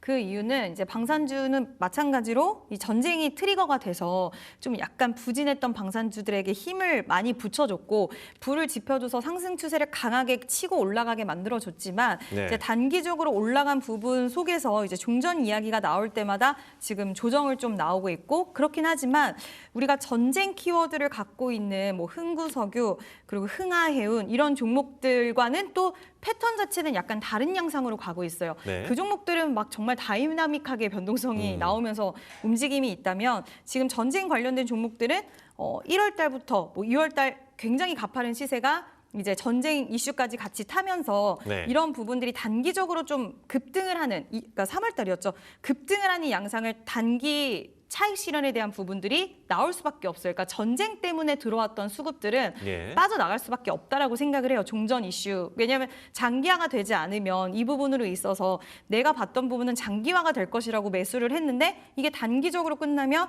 방산주에 대한 매력은 상대적으로 떨어진다라고 생각하실 수 있을 것 같아요. 접근 방법에서.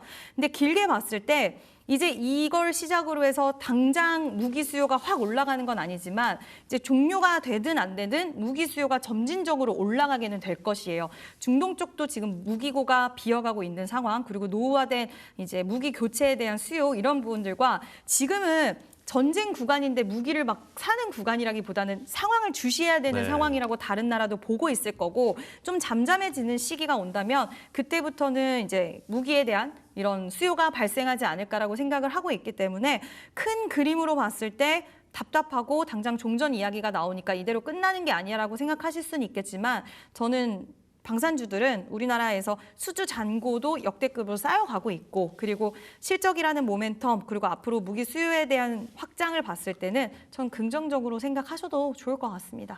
단기적으로는 좀 조정 같은 흐름이 있을 수 있어도 장기적으로는 괜찮다라는 말씀이시고요.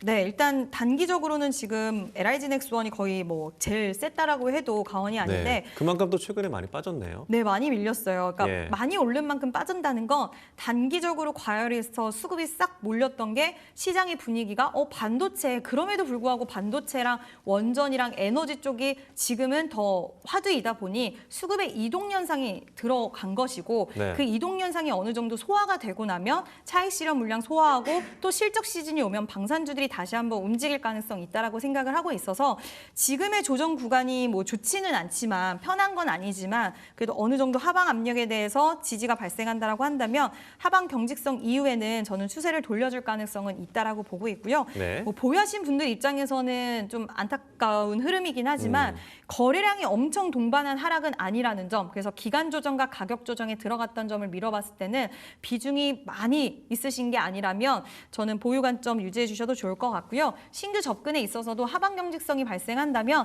매수 관점으로도 유효하지 않을까라는 의견 드려보도록 하겠습니다. 네, 질문 드렸던 뭐 LIG 넥스원이나 그리고 또 하나 시스템도 많이 올랐다가 많이 빠지고 현대로템 같은 경우에는 지난해 가장 많이 올랐던 이 방산주 중에 하나였는데 역시도 많이 빠지고 있는데 상대적으로 이 우주항공 섹터의 어떤 방산주들이 그렇게 많이 오르지도 않고 그렇게 많이 빠지지도 않는 흐름이어서 이 우주항공 모멘텀 보유하고 있는 방산주들은 어떻게 좀 보시는지도 궁금한데요.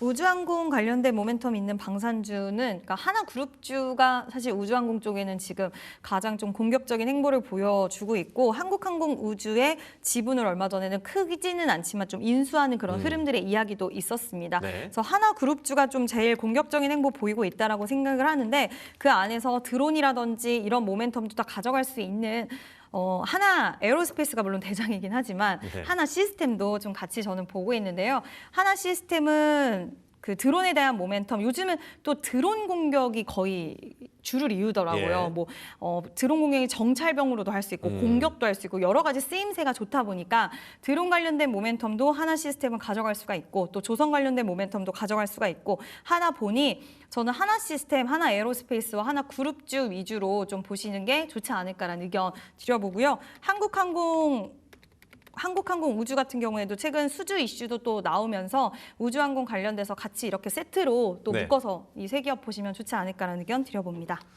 그렇다면 뭐 최근에 LIG 넥스원 천궁2의 성능이 검증이 됐고 아랍 국가들이 굉장히 이 무기에 대해서 원하고 있다라는 기사들도 계속 나왔는데 그렇다면 이제 K방산 중에 어떤 탑픽이라고 해야 될까요? 말씀하신 하나가 될지 아니면 LIG 이쪽이 될지 뭐 어떻게 봐야 될까요?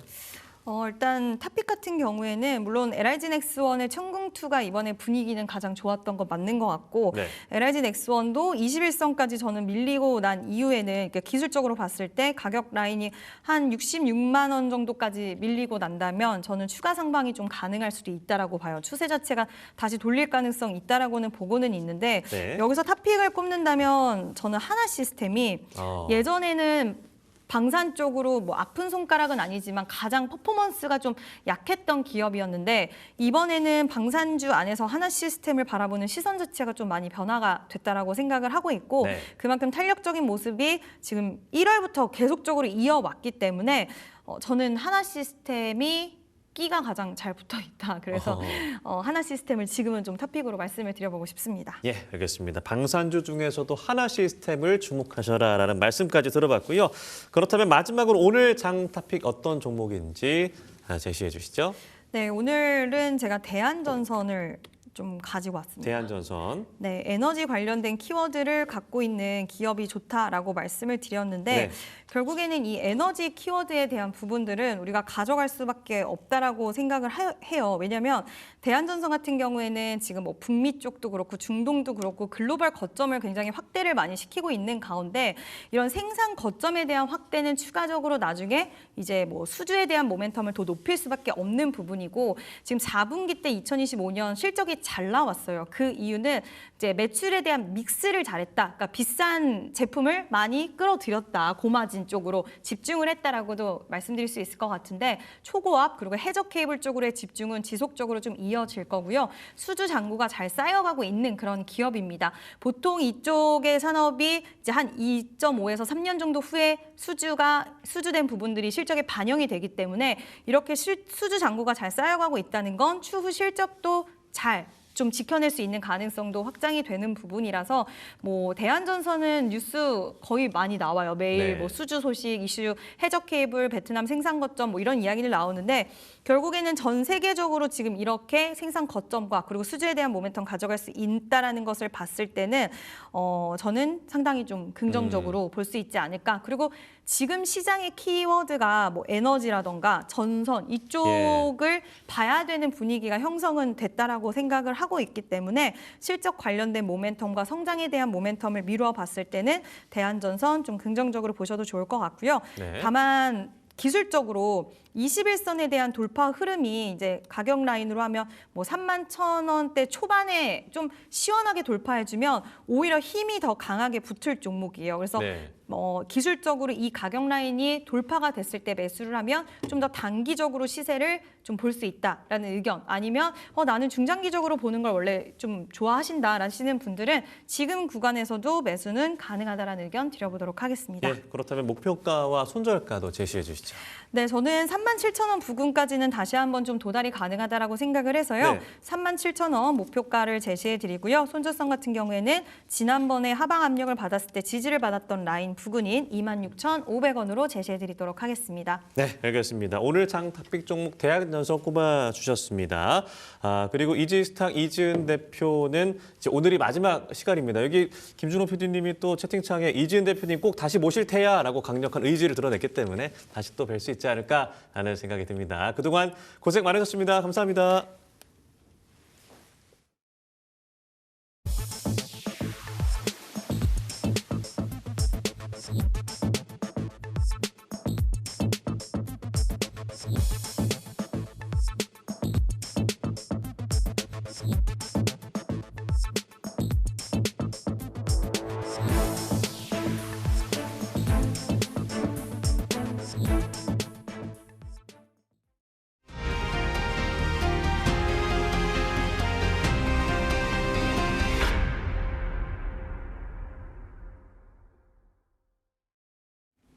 네, 하루하루 급변하는 시장 자세한 전략과 함께 관심주 알아보는 프라이미트픽 시간입니다. 네, 금요일 이 시간도 딜사이트S 김직윤 전문가와 함께하도록 하겠습니다. 전문가님 안녕하십니까? 안녕하세요. 네, 오늘장 그래도 다행히 좀 반등을 해주고 있는데요. 다만 전쟁에 대한 불안감 아직까지는 사그라들지 않은 것 같습니다. 오늘장은 좀 어떻게 대응하는 게 맞을까요? 네. 어제 제가 나스닥 빠질 수 있으니까 조심하셔야 된다라고 계속 강조를 드렸었는데 그래서 비중도 줄이셔야 된다, 줄이시는 게 좋다 말씀드렸는데 실제로 나스닥은 1.3% 급락이 나왔죠. 네. 네, 급락이 나왔는데 나스닥 본장을 시작하면서 지지를 받았어요. 지지를 받으면서 장대 양봉으로 마감을 했거든요. 네, 그래서 일단은 개파락 출발을 했는데 장대 양봉으로 마감을 했다는 것은 강력한 지지를 의미합니다. 그래서 일단 단기적 관점에서는 기술적 반등이 나올 수 있다. 하지만 제가 지속적으로 말씀드렸다시피 이번 나스닥 하락 파동은 좀 길어질 가능성도 염두에 두셔야 돼요. 네, 지금 현재 보여진 어떤 하락 패턴이 과거에 비슷했던 그런 사례들을 이제 놓고 보면은 실제로 하락 파동이 꽤 길어졌었어. 길거나 혹은 또 깊게 빠지거나 그랬던 케이스가 제법 많거든요. 그래서 주식은 확률 게임이기 때문에 그런 가능성을 꼭 염두에 두시고 좀 여러분께서 매매하셨으면 좋겠고, 오늘 같은 경우에는 코스피가 좀 약세죠. 삼성전자와 하이닉스가 어제 같은 경우 어제 그저께는 이제 좀 되게 강한 흐름을 보이다가 오늘은 좀 약하지 않습니까? 그러면 코스피가 약세인데 대신에 이제 코스닥 쪽으로 수급이 몰리면서 좀 슈팅이 나오는 모습이에요. 일단은 단기적 관점에서 봤을 적에는 아직까지는 코스닥은 괜찮아 보입니다. 다만 제가 여러분께 지속적으로 말씀을 드렸던 게 그런 게 있어요. 지금 한국 증시의 고객 예탁금이 지금 지난주부터 이제 추이를 보게 되면 거의 그러니까 최근 그저께까지 10거래일 중에서 9일이 빠졌어요. 네, 그러니까 5일 빠지다가 하루 살짝 반등, 그리고 또 3일 살 연속으로 빠지고 있거든요. 고객 예탁금이 그렇게 꺾였다는 건 뭐냐면 슈퍼개미들, 그러니까 일반 개인 투자자들이 돈을 떼는 거는 사실 티가 안 나요. 근데 고객 예탁금이 그렇게 그래프가 꺾인다는 건 뭐냐면 슈퍼개미들이 돈을 떼고 있다는 소리거든요. 네, 이 부분이 저는 가장 좀 마음에 걸리는 부분이고, 두 번째로는 이제 다들 보셔서 아시겠지만은 코스피 쪽에서의 외국인들 수급이 심상치가 않아요. 네, 2월 중순부터 3월 신고가를 경신을 한 이후까지, 또 어제까지도 마찬가지, 어제까지도 외국인들의 매도세가 엄청나게 많이 쌓였거든요. 그러니까 이건 분명히 저는 리스키한 요인이다라고 생각하거든요. 그래서 지금은 매수를 하시더라도 시장에 당장 급락을 하지 않으니까 안심을 하실 수 있는데, 매수를 하시더라도 방망이를 짧게 지는, 즉 단기 관점에서 대응을 하시는 게 안전하다라고 저는 보고 있어요. 네, 그러니까 3월달은 여러 번에도 말씀드렸지만은 3월달은 다시 한번 빠질 수 있는 그림, 그렇게 그런 시나리오를 그리고서 지금 보고 있습니다. 3월달 월봉 기준으로 음봉으로 마감할 수 있다라는 거 좀 명심하셨으면 좋겠고, 오늘 코스닥은 좋은데 어떻게 단기 관점으로만 짧게 대응을 하시기를 바라고 그렇게 말씀드리도록 하겠습니다. 네, 아직까지는 전쟁 리스크가 완전히 해소된 건 아니기 때문에 그리고 전문가님께서 항상 3월 달은 조심해라라고 말씀을 드렸기 때문에요. 아직까지는 리스크 관리하시면서 단기 관점으로 대응하시는 게 괜찮아 보입니다. 시장 전략에 대한 코멘트 만들어드렸고요. 다음으로는 종목들에 대한 리뷰도 한번 들어보도록 하겠습니다. 전날 히트픽 공략주는 제우스였고요. 또 한번 이틀 전 종목이었던 금호타이어까지 리뷰해드린다라고 했습니다. 두 종목에 대한 점검도 한번 들어볼까요? 네, 어제 히트픽은 제우스였었거든요. 근데 이제 제가 나스닥이 빠질 수 있다고 봤었기 때문에 매수가를 좀 낮게 잡아드렸어요. 그래서 아직 매수가 안 된 상태인데 금일 시장 흐름이 괜찮다고 판단되면 가격을 다시 조정해서 공개방에 올려드릴 예정입니다. 반도체가 이제 그 HBM 같은 경우에는 HBM 4 시대로 접어들면서 이제 고층화, 그러니까 점점 이제 적층으로 쌓는 구조가 되고 있잖아요. 고층 빌딩처럼. 네, 그래서 아주 작은 불순물도 치명적인 결함이 돼요. 그러니까 칩과 칩 사이에 작은 불순물이라도 있으면 안 되는 거예요. 근데 이 제우스는 이걸 완벽하게 닦아내는 그런 세정 기술을 확보를 하는 그런 결함인 거죠. 그리고 그 세정 기술이 수율 확보의 핵심 변수가 되는 거예요. 이 수율이 정말 중요합니다. 반도체 업계에서는. 네. 특히나 또 제우스는 삼성전자가 주도하는 이 차셀 패널 레벨 패키지라고 해서 PLP 공정용 세정 장비를 국내 최초로 선보였다라는 거죠. 그래서 이제 기술적 장벽을 높인 상태이기 때문에 이런 부분들 좀 관심 있게 보실 필요가 있을 것 같고, 또 이제 구리 배선을 직접 붙이는 이 하이브리드 본딩 이제 앞으로 점점 이게 확산될 거예요. 네, 그래서 거기에 따라서 이 제우스의 장비 수요는 더더욱더 늘어날 가능성이 높다. 그러니까 하이브리드 본딩 시대의 큰 수혜주라고 보시면 되는 거예요. 네, 특히나 얇아진 웨이퍼를 또 이제 그 비출해요. 손상 없이 떼내는 포토닉 디본딩 장비도 아마도 뭐 추정치로는 마이크론인 것 같기는 한데 국내 최대 메모리 업체의 양산 라인 표준으로 약간 테스트 물량을 보냈단 말이에요. 네, 아직은 뭐 확실히 채택이 된 건 아니지만 준비를 하고 있다라는 거죠. 만약에 확정이 되면은 이 또한 상당히 큰 어떤 리레이팅 요인이 될 수 있다라고 저는 생각을 합니다. 네. 그리고 이 공정 미세화로 인한 어떤 오염을 막기 위해서 제우스의 로봇 기술이 결합된 어떤 무인 자동화 솔루션, 그러니까 로봇 팔 같은 거 있지 않습니까? 네, 그러니까 반도체 어떤 팹이라든지 그런 데에 들어갈 수 있는 이 제우스의 로봇 팔 이런 어떤 솔루션들도 이제 점점 계속적으로 도입이 되는 그런 분위기이기 때문에 기존의 세정 장비와 또 로봇 산업 관련해 가지고 시너지가 극대화될 가능성이 높다 이렇게 이해를 하시면 될 것 같습니다. 자, 다음은 금호타이어예요. 이틀 전에 되었던 종목인데 살짝 수익이 나다가 제가 어제 나스닥 우려 때문에 어제 매수가 부분에서 본전 부분에서 매도하십시오라고 말씀드렸거든요. 실제로 어제 본전에서 매도하고 나서 국장도 빠졌었기 때문에 만약에 안 팔았으면 마이너스 3% 4% 났을 거예요. 네. 어제 제가 당연히 본전 매도 되어가지고 리스크가 없었었는데 일단 오늘 시장이 다시 살아나면서 모타이어도 약간 조금 올라왔어요. 그러니까 이 종목도 마찬가지로 금일 장중 흐름을 보면서 제가 매수가를 다시 잡아드릴 예정입니다. 금호타이어를 들었던 이유는 뭐 전기차 타이어 교체 주기에 맞물렸다라는 거죠. 2022년도 전후로 이제 전기차를 구매하셨던 그런 분들이 이제 타이어 교체 주기가 이제 올해부터 딱 떨어지는 거예요. 그래서 이런 부분과 관련해 가지고 수익성이 올라갈 수가 있는데 마침 또 이런 그 전기차 타이어 같은 경우에는 일반 타이어 대비 두껍고 상당히 퀄리티가 좋단 말이에요. 그만큼 가격이 비싸요. 수익성이 좋죠. 마진율이 높습니다. 그래서 이런 구간에 있다는 거 체크하셔야 되겠고, 그리고 회사 자체에서도 이제 2005년 올해 그 실적 가이드라인을 잡아줬는데 매출 목표를 5조 1천억 정도로 얘네가 제시를 했어요.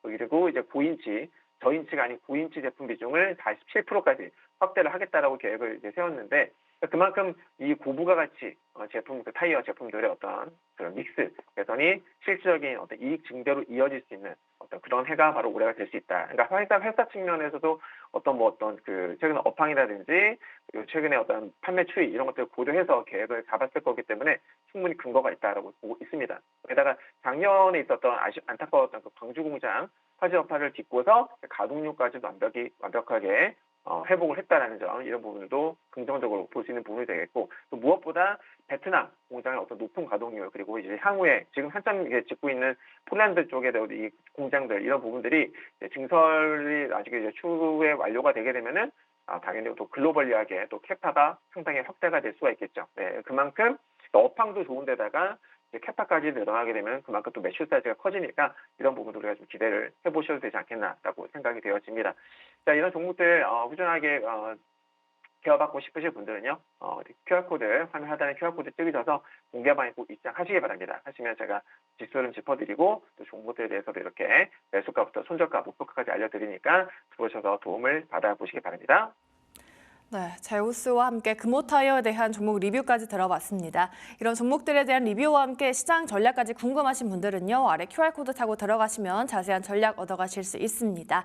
네, 다음으로는 관심주도 본격적으로 알아보도록 하겠습니다. 오늘의 첫 번째 관심주는 DKT로 가져와 주셨습니다. 최근에 이 종목 폭발적인 시세에 분출을 해냈고요. 오늘장도 11%가 넘는 장대 양봉을 연출해주고 있습니다. 로봇향 북미 업체로 뭔가 납품한다라는 기사 덕분에 좀 많이 올라와준 것 같은데요. 이 종목에 대한 다른 모멘텀도 함께 들어보도록 하겠습니다. 전문가님.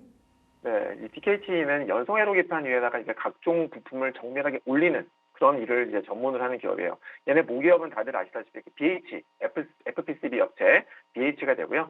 DKT는 이제 그 BH가 만드는 FPCB 위에다가 이제 각종 전자부품을 정밀하게 붙이는 FPCA라고 있어요. 연성 인쇄회로 기판 어셈블리라는 건데 그거를 이제 만드는 거를 주력으로 하는 그런 기업이에요. 그러니까 쉽게 말해서 어떤 접히는 화면 안에 들어가는 얇고 유연한 회로 모듈을 만드는 회사입니다. 핵심 고객은 삼성 디스플레이고 이 부품이 최종적으로 삼성전자 그 갤럭시 폴더블 폰이라든지 그런 쪽에 탑재가 되는 거죠. 네. 이미 또 삼성전자 폴더블 폰의 FPCA 그 시장에서 점유율이 54.3%로 지금 1위를 차지하고 있는 그런 기업이 되겠습니다.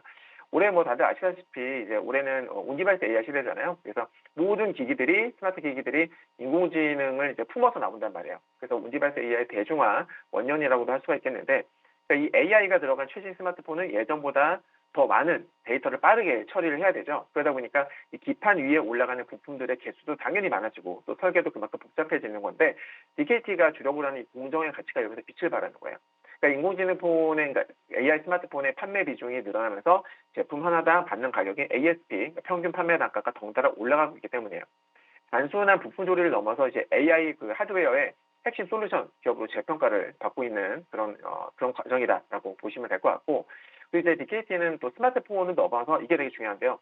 자동차 그리고 이제 그 에너지 분야로도 사업 영토를 확실하게 넓히고 있다, 확장하고 있다. 근데 무슨 말이냐면 작년 11월 달이었었죠. 공시를 통해 가지고 알려졌는데 국내 배터리 대기업 3사에다가 ESS용 그 BMS를 공급을 하면서 깜짝 놀라게 했어요. 그러니까 스마트폰 뭐 부품 만드는 애들이 갑자기 ESS까지 진출한다고 하니까 놀란 거죠. ESS는 이제 에너지 저장 장치지 않습니까? 그리고 BMS라는 거는 배터리의 어떤 전압과 온도를 실시간으로 관리를 해주는 그런 장치예요. 그러니까 전기차 시장이 대중화 단계에 접어들면서 차량용 무선 충전 모듈이라든지 혹은 배터리 센싱 모듈의 수요도 폭발적으로 늘어나고 있는데 그런 부분에 있어서 이제 DKT가 수혜를 입을 수 있다는 거죠. 게다가 얘네가 또 베트남의 생산 라인을 기존에 4개가 있었었는데 8개까지 확장을 했어요. 캐파를 늘렸습니다. 그래서 아무래도 이제 쏟아지는 주문, 수요에 대응하기 위함이다. 이렇게 보시면 되는 거예요. 과거에는 매출의 대부분이 그 스마트폰에서 나왔지만 이제는 전장 부품 비중이 무려 40%까지 올라왔다라는 점도 상당히 긍정적이다. 그러니까 사업 다각화에 성공을 한 그런 또 기업이다라는 거죠. 네. 차트 보실 텐데요. 이러한 부분들이 이제 호재로 작용하면서 주가가 지금 가파르게 올라왔어요. 이건 주봉입니다. 주봉인데 지금 여기 어떤 특정 이 라인들 여기를 좀 돌파했잖아요. 돌파했고 그 위에 보시면 22,000원대 라인도 있어요. 그래서 지금 여기를 보유하고 계신다면은 이 22,000원 부분을 목표가로 보시면 될 것 같고 지금 보니까 찍은 것 같긴 한데 네, 지금 가격 보면은 22,000원 얼마 안 남았어요. 21,800원인데 아무튼 22,000원 단기 목표 딱 여기 최선이니까 참고하시기 바랍니다. 네.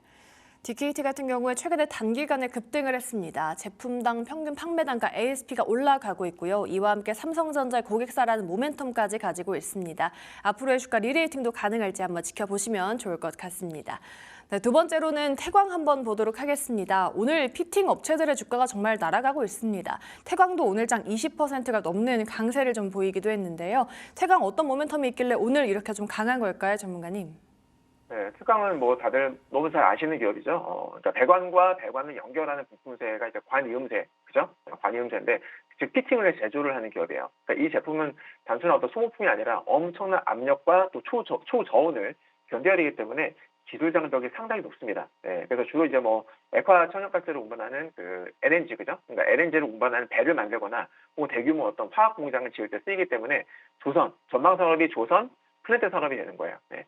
태광의 그 실적을 이제 끌어올릴 수 있는 가장 큰 엔진이 뭐냐면 이제 그 북미 지역에 LNG 수출 터미널 프로젝트가 됐는데 트럼프 2기 행정부 들어가지고 걔네가 출범 직후부터 LNG 수출 확대를 최우선 정책 과제로 밀어붙였잖아요.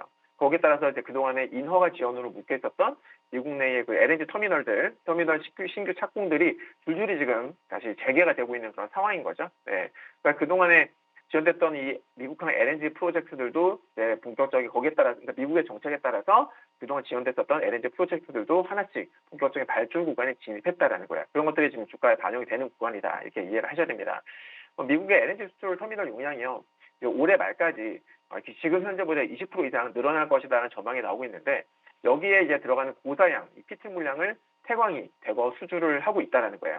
네. 실제로 작년에도 보면은 북미항 신규 수주가요. 그러니까 2024년 대비 10% 이상 늘었거든요. 그러니까 이미 뭐 이제 이 수주가 반등이 나오고 있는 거죠. 네.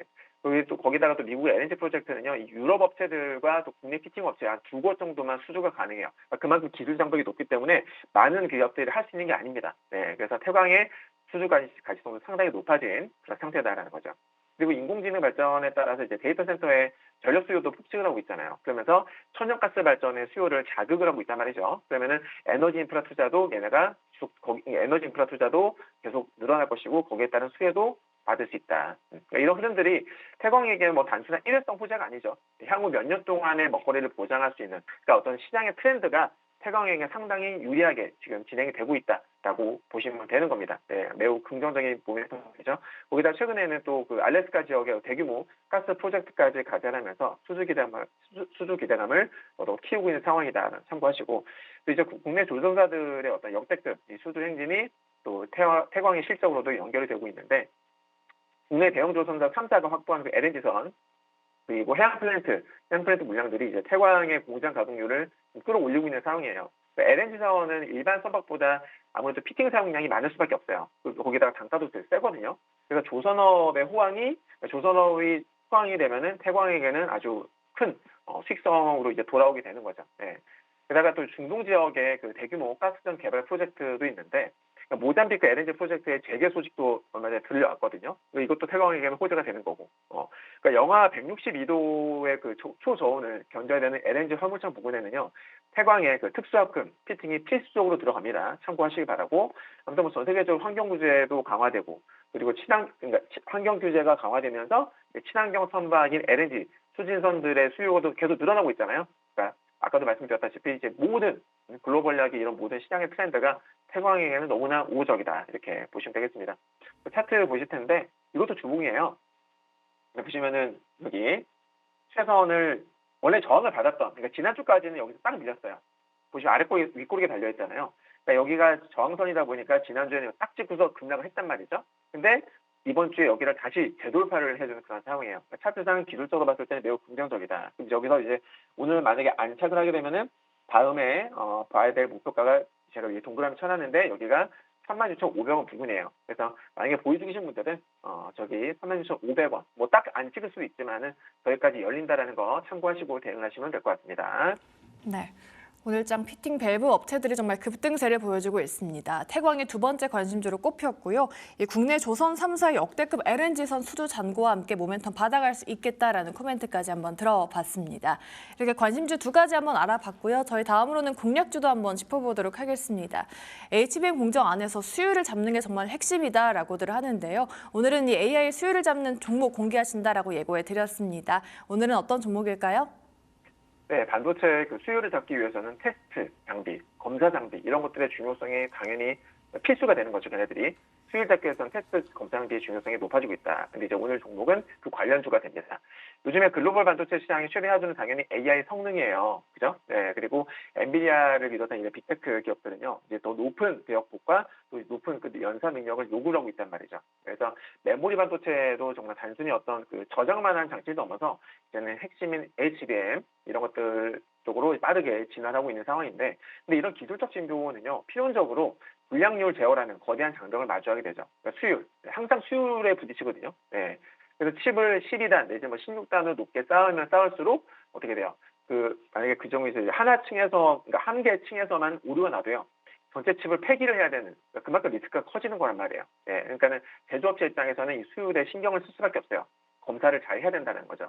과거에는 그냥 과거 반도체 시장에서는 정말 단순한 보조 역할에 머물렀었던 이런 검사, 테스트 이런 공정들이 이제는 HBM4 시대를 맞아가지고 반도체 수요가 또 수익성을 결정짓는 핵심 공정으로 격상된 겁니다. 그러니까 이런 산업 구조의 이 변화 속에서 일본 기업들이 독점을 하던 이 검사 장비 시장의 이제 국산화 물결이 거세지고 있는데 그 중심에 바로 오늘 히트픽스가 있다 이렇게 이해하셔야 돼요. 네. 히트픽스가 또 체크를 하셔야 될 게 뭐냐면은 이제 반도체가 그러니까 소비자들에게 이제 넘어가기 전에 최종 관문에서 되게 이제 마지막 가혹한 테스트 이걸 이제 주도하는 그런 기업이라고 보시면 되는 건데 얘네의 이 주력 제품이 뭐냐면요, 이 버닝 테스트예요. 많이 들어보셨죠? 버닝 테스터는 그런 거예요. 반도체에다가 일부러 아주 높은 온도와 전압을 가해가지고 초기의 결함을 미리 잡아내는 스트레스 테스트 장비라고 보시면 돼요. 그러니까 마치 신차를 출시하기 전에 되게 막 험난한 우퉁불퉁한 이런 지형에서 주행 테스트를 거쳐가지고 이제 신뢰성을 확보하는 것과 비슷한 개념으로 보시면 됩니다. 특히나 히트픽주는 자회사를 통해가지고 웨이퍼 테스터를 만들거든요. 그러니까 이거는 반도체를 잘라내기 전에 동그란 판이 웨이퍼, 거기 상태에서 각 칩이 정상인지 아닌지를 미리 검사하는 그런 장비예요. 과거에는 일본의 어드반테스트라는 그런 어떤 기업들이 이제 꽉 잡고 있었던 시장이었는데 히트픽주가 이제 국산화에 성공하면서 현재 하이닉스라든지 이런 쪽에다가 핵심 장비를 공급하고 있는 거죠. 네, 게다가 반도체뿐만이 아니라 LG 에너지 솔루션 같은 이런 대형 배터리 제조사들에게도 2차 전지 검사 장비까지도 납품을 하면서 사업 영역을 넓히고 있다라는 겁니다. 그러니까 반도체에 이어서 2차 전지 검사 장비까지도 만드는 그런 기업이에요. 네. 그리고 이제 HBM4는 다들 아시다시피 기존의 HBM3와 다르게 베이스 다이라고 해서 맨 밑에 로직 다이가 들어가요. 네, 로직 공정이 적용이 되고 또 직접 본딩 기술이 도입되는 정말 이로 인해 가지고 발생한 어떤 구조적 변화가 상당히 크잖아요. 그러니까 쉽게 말해서 검사를 해야 되는 이 항목들이 기하급수적으로 늘어난다는 겁니다. 여기서 발생한 또 엄청난 발열, 열도 되게 많이 날 거 아닙니까? 그래서 이 발열을 기존의 바람으로 시키는 이 공랭식 장비로는 이제 감당할 수 없게 됐어요. 발열량이 상당히 빡세졌으니까. 그래서 이 히트픽주가 이제 물로 시키는 수냉식 쿨링 솔루션을 적용한 차세대 테스터를 개발을 했다라는 거. 이게 아주 중요한 모멘텀이 돼요. 그러니까 이건 이제 고객사의 어떤 니즈를 정확하게 딱 타격을 하는 그런 전략이 되는 거죠. 그러니까 일본 장비의 의존도도 낮추면서 또 국산화 정책까지 더해지면서 거기다 이제 향후에 HBM5, HBM6까지도 가지 않겠습니까? 거기서 이 히트픽주가 이제 우선순위를 점할 가능성이 매우 높아졌다. 그러니까 중장기적으로 보더라도 매우 긍정적이다라는 겁니다. 자, 차트 한번 보실게요.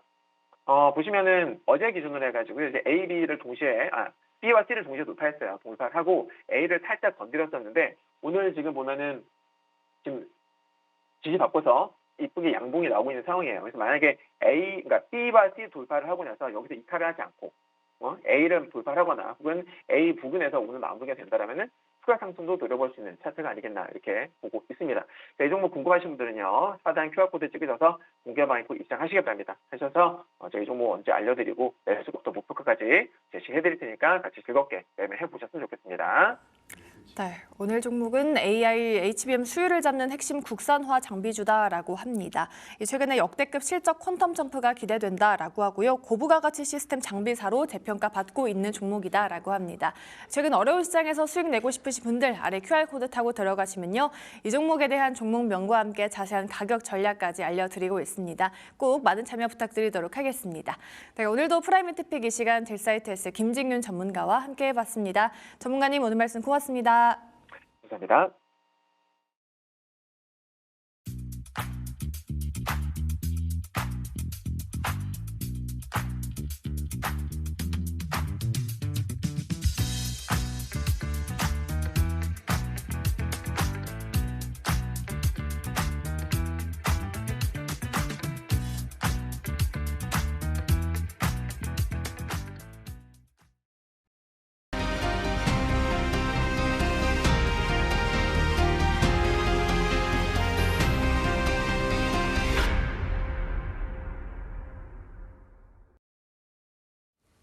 네, 중동에서 벌어지고 있는 이란 전쟁 21일째를 맞았습니다. 호르무즈의 봉쇄 그리고 에너지 시설 타격 등 유가가 크게 출렁이는 흐름들이 나타나면서 그 여파가 우리 증시에까지 나타나고 있는데요. 3월의 한가운데에 있습니다. 이란이 촉발한 어떤 에너지 대란 속에서 미국 내 인플레이션 우려 그리고 앞으로의 방향성들 짚어보도록 하죠. 상상인증권 투자전략팀 신월 팀장님과 함께합니다. 안녕하십니까? 네, 안녕하세요. 네, 팀장님 저희가 거의 매달 이제 한 번씩 저희가 모시고 있는데 지난번에 모셨을 때와 이번의 흐름들 전쟁이라는 가장 큰 변수가 나타나고 있습니다. 미국 증시도 그렇고 우리 시장도 그렇고 최근에 어떤 경제 흐름들 좀 어떻게 보세요? 네, 결과적으로 이제 투자자들이 가장 싫어했었던 전쟁이 일어날 수는 있었는데 네. 역시나 빨리 끝나는 건 어려웠다. 베네수엘라의 마두로 이런 건 미국으로의 송환 이런 네. 이슈와는 좀 차원이 다른 양상이 펼쳐지고 있기 때문에 투자자들은 싫어하는 양상에 대한 부분들은 이제 수용하는 단계가 되었고 그 수용하는 과정이 시간이 소요가 되다 보니까 이러한 부분들을 일정 부분 감내하면서 본격적인 트레이딩 국면에 좀 접어들었다라고 볼 수가 있겠습니다. 즉 변동성은 있을 수밖에 없는데 네. 그 변동성 속에서도 좋은 소식과 악재가 혼재하다 보니까 장의 흐름들을 추세적으로 판단하기가 좀 쉽지 않다. 즉 레인지 내에서의 큰 등락이 나올 때마다 그에 맞는 패턴을 이제 판단을 하고 트레이딩 국면에서 좀 접어들 수밖에 없다라고 보여집니다. 네. 특히나 이제 어제도 역시나 좀 흐름이 좋지 않았었는데요. 오늘 국장은 이를 좀 되돌리는 모습들이 나오고 있죠. 미장에서의 하락세를 국장과 주식시장과 국내 시장 금리 그리고 외환시장 원달러 환율 하락 이러한 부분들로 판단을 하고 있는데 그렇다면 미국장 역시나 오늘 밤에 비교적 나쁘진 않을 것으로 보여집니다. 네. 이렇게 하루가 다르게 앞날을 판단하기가 어렵고 장의 흐름들의 색깔이 왔다 갔다 할 때에는 그에 맞는 트레이딩 전략이 필요한데요. 여기에서 사전적인 예측을 추세적으로 하기보다는 짧게 사후적인 대응을 신속하게 하고 어느 정도 손실은 회피를 하면서 이익을 크기를 크지 않게 어느 정도 일정선에 대한 부분들이 나온다라면은 차익을 실현하는 그런 패턴들이 좀 필요한 국면으로 보여집니다. 예, 최근에 참 여러 가지로 예측하기 어려운 시장 상황 속에서 그나마 어제 크게 하락했습니다만 이 미국 뉴욕 증시가 이 장대 양봉으로 굉장히 상승하면서 마무리했다라는 점은 좀 긍정적으로 볼 수 있을까요? 네, 아무래도 장중에 계속해서 전해지는 소식들 이러한 부분들이 비교적 나쁘지 않았다라고 네. 볼 수가 있겠고 어제 사실 글로벌 정세에서 가장 중요한 이슈는 미국과 일본의 정상회담이었습니다. 예. 그 전날에는 이제 아일랜드 총리와 회담이 있었을 때 트럼프의 그 경로 유럽과 나토에 대한 불만이 속출을 했었는데 일본에 대해서도 일정 부분 그 기조는 유지가 되었습니다만은 그래도 일본은 어느 정도 역할을 해줄 수 있다라는 식으로 마무리가 되었고요.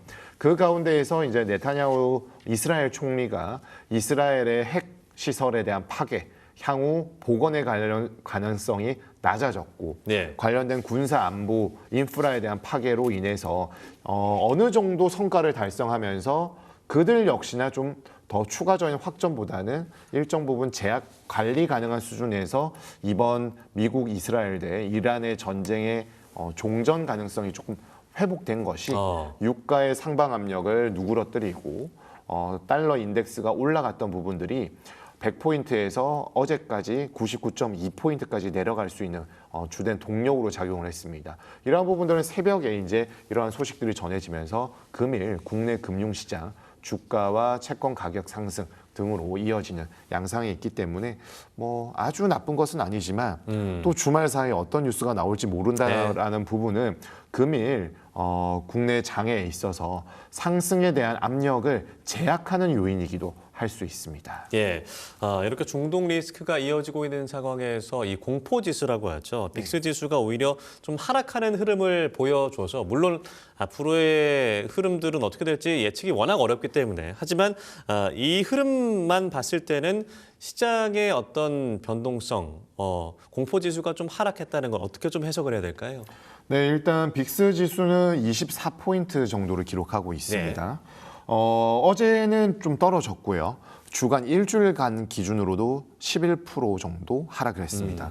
그렇지만 월간 기준으로는 약 18.6%, 그리고 YTD 올해 기준으로는 60포인트가 튀었습니다. 즉 아까도 말씀드린 것처럼 시장에서는 이 전쟁의 양상이 길어지면서 어느 정도는 이제 수용 가능해졌다. 전쟁이 그냥 좀 쉽지 않구나라는 네. 걸 판단했기 때문에 변동성을 높인 상황에서 더 올라가기보다는 이를 상수로 받아들이면서 민감도를 적정 수준으로 좀 내리고 있는 상황이 되었습니다. 즉 뭐 시장이 끝나서 환호한다라기보다는 약간은 자포자기하는 모습들.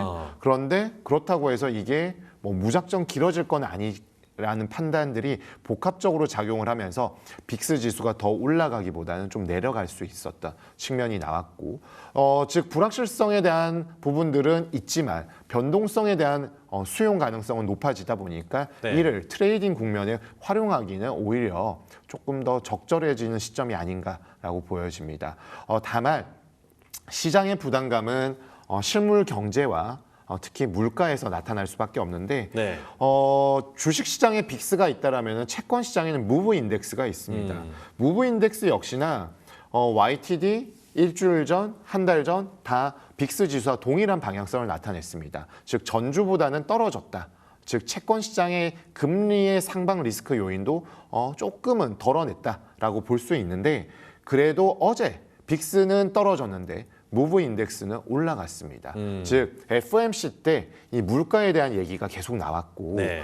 금리 경로에 대해서 인하에 대한 신뢰도가 많이 떨어졌기 때문에 시장 금리에 있어서는 아직 불안감을 떨쳐내기가 어렵다. 즉 주식시장에 있어서는 트레이딩에 대한 부분들을 활용할 수 있을 것 같은데 채권 시장의 국채 금리 중심으로는 아직 좀 퀘스천 마크가 좀 따라붙는 양상이다 보니까 이 금리가 불안해질 때 글로벌 매크로 환경 그리고 주식시장에서 밸류에이션 부담감 같이 작용할 수가 있기 때문에 아주 뭐 중단기적으로 이제는 뭐 전쟁이 계속 이어진다고 하더라도 투자를 할 수 있다라고 판단하기보다는 전쟁은 계속되는데 네. 단기적으로 대응은 가능할지 모르겠지만 중장기적으로 여전히 좀 체크할 포인트들이 있다. 즉 유가 그리고 미국과 이스라엘에 대한 이런 이란에 대한 확전 그리고 이란의 물귀신 작전 이런 것들을 복합적으로 볼 필요는 있다라고 보여집니다. 예, 말씀하신 대로라면 뭐 지금이 투자하기 좋은 환경은 분명히 아니구나라는 걸 느낄 수가 있고요. 우리가 러우 전쟁이랑 좀 비교를 해보면 당시 전쟁의 충격이 좀 컸습니다. 유가도 많이 올랐고 인플레이션이 급상승하면서 시장의 충격이 컸는데 전쟁이 4년 넘게 이어지고 있잖아요. 네, 그럼에도 그렇죠. 불구하고 증시는 이제 러우 전쟁의 충격은 이제 완전 거의 사라진 것처럼 보여지기도 하고, 그렇다면 이번 중동 전쟁도 장기화된다고 해도 그 충격은 어느 정도 해소가 되는 국면이 분명 올 수는 있겠군요. 네, 맞습니다. 지금은 시장이 변동성에 노출되면서 극도의 피로감을 표시를 했지만 네. 어느 정도 피로도에 대한 부분들을 흡수를 하면서 가격으로 나타내는 국면이다라고 볼 수가 있겠습니다. 사실 4년 전이죠. 러우 전쟁, 네. 우러 전쟁이 발발했을 때는 이렇게 길어질지 아무도 몰랐습니다.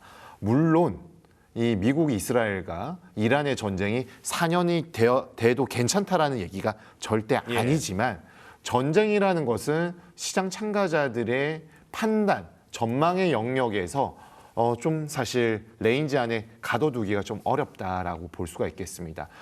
지정학적 리스크에 대한 그만큼의 어려움이 있다라고 보여주는데요. 그럼에도 불구하고 우리가 시장 참가자들은 시장에서 이제 살아남고 투자 수익을 내야 되는데 여기에서는 결과적으로 원자재 가격에 대한 부분들이 가장 핵심이겠지만 미국과 이스라엘이 확전을 원한다라고 보기보다는 일정 선에서 빠져나올 흐름들을 찾고 있는다라는 데 시장 참가자들은 그래도 기본적으로 좀 안도를 하고 있는 것으로 보여집니다. 네. 그리고 유동성이 아직 금리 인하에 대한 시점은 지연되고 있지만 인상에 대한 아주 강한 방점을 찍은 것은 아니었던 FOMC 확인을 했고요. 또한 우리가 생각을 해본다라면은 금리 인상을 한다고 해서 유가를 잡을 수 있느냐? 그건 또 아니잖아요. 네. 이거는 공급에 대한 부분이기 때문에 결국 지정학적 리스크에 대한 부분이 해소가 되어야 되겠고 그동안의 글로벌 증시의 가장 상승 모멘텀을 제공했던 것들은 AI 기반, 빅테크 중심의 신성장 산업이었습니다. 이러한 부분들에 있어서 실적이 뒷받침을 해주고 있습니다. 물론 실적보다 더 큰 규모의 캐펙스에 대한 노이즈는 분명히 있지만 실적이 안 갖춰진 상황보다는 훨씬 갖춰져 있는 부분들은 우호적이라고 볼 수가 있기 때문에 네.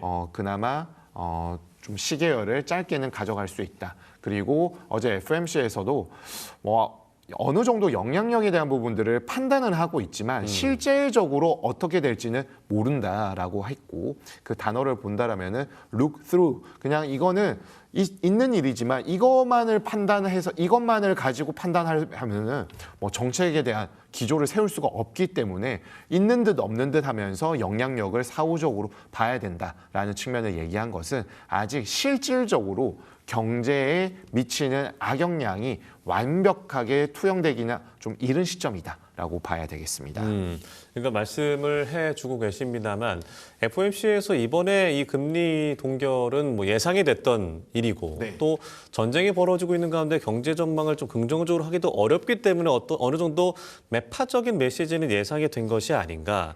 그렇다면 시장에 지금 좀 민감하게 반응하고 있는 것일까?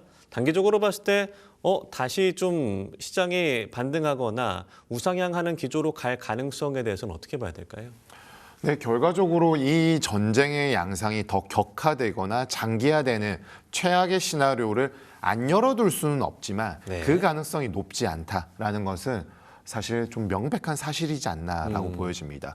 트럼프가 결국에는 승인을 했기 때문에 미국이 이스라엘의 요청에 의해서 같이 포격을 했었는데요. 네. 트럼프는 지금 나오려고 하고 있고 지상군 투입에 대해서 뭐 좀 오케이한 것도 아니고 부인한 것도 아닌 그런 네. 애매모호한 스탠스를 취하고 있다라는 거는 미국 내에서의 지지도가 높지 않다. 그리고 올해 연말에 분명한 것은 중간 선거가 있기 때문에 네. 이를 고려하지 않을 수 없다라는 점을 지금 의식하고 있는 것으로 보여집니다. 즉 그렇다라면은 향후 증시나 자산 시장에 있어서의 전쟁의 영향력은 추세적으로 나타나기보다는 지금 아주 높은 파도 속에서 어느 정도 버텨내고 지나가고 있다.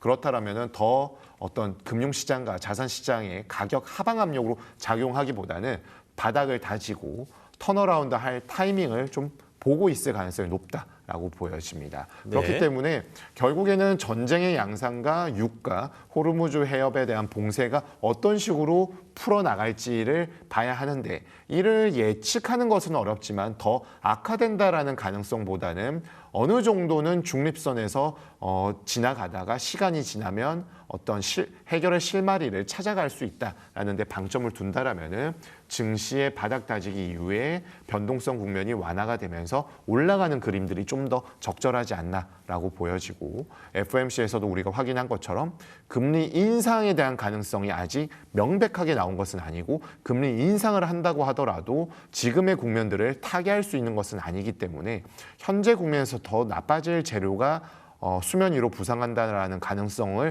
베팅하고 하는 것은 지금 현재 상황에서는 그다지 추천드리기 어려운 전략이다라고 볼 수가 있겠습니다. 예, 그러니까 전쟁의 양상을 보면 트럼프는 전쟁을 빨리 끝내고 싶어 하는 것이고 특히나 또 이스라엘의 이란의 어떤 에너지 생산 시설을 타격했을 때 하지 말라. 본인은 모르는 일이었다라고 하기도 했고요. 그러니까 트럼프는 전쟁을 빨리 끝내고 싶어하고 유가가 급등하는 것을 최대한 막으려고 하는 흐름인 것 같긴 합니다만 네. 최근에 이 브렌트유나 이런 국제 유가의 흐름을 보면 다시 또 120 원저리로 왔다 갔다 하고 있다라는 어떤 위험성, 지난 어떤 2008년의 어떤 리먼 브라더스 사태나 러우 전쟁 때 거의 150, 120달러까지 치솟던 국제 유가의 흐름 봤을 때 지금 그 지점을 좀 돌파할까 말까 하는 그 시점이어서 이 중동발 에너지 여파는 이제 뭐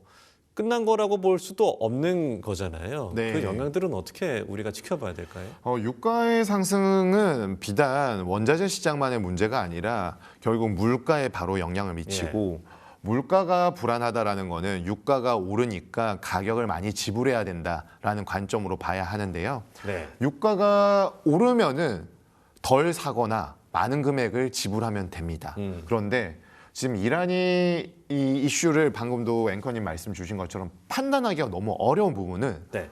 사실 미국과 이스라엘 대 이란의 구도인데 이란은 미군에 대한 시설을 이유로 걸프 국가들에 대한 타격을 계속해서 빈번하게 하고 있다. 네.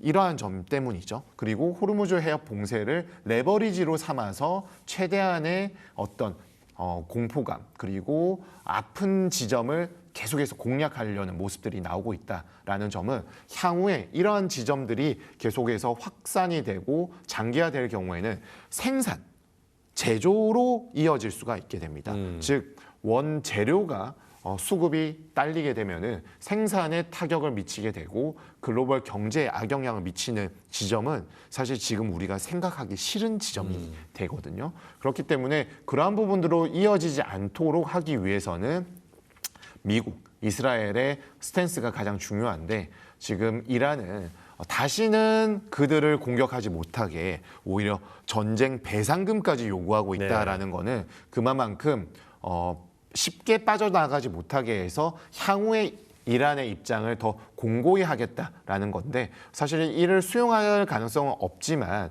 결국에는 그만큼 이 중동 원유에 대한 사이클이 아주 중요한 지점에 있다라는 것을 보여주는 방증의 그런 모습이 아닌가라고 보여집니다. 일단은 단기적으로는 물가, 특히나 기대 인플레이션이 미시간대 기대 인플레이션에 있어서 3월달 보합으로 끝났지만 아마 4월에는 오를 것으로 보여지고요.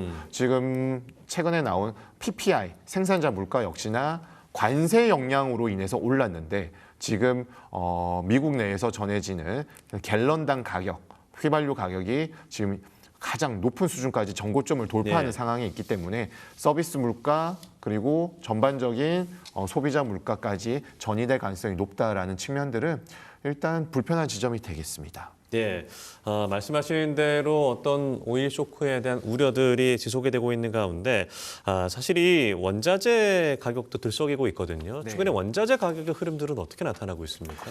네, 지금 일단 유가는 또 올랐습니다. 네. 그렇지만 WTI는 90에서 $100 사이 등락, 브렌트유는 100불 초반에서 등락, 이 기본적인 흐름이라고 볼 수가 있겠고요. 네. 다만 천연가스는 오르는 모습이 나오고는 있는데 주간 기준으로는 일부 후퇴를 좀 한 측면도 있고요. 네.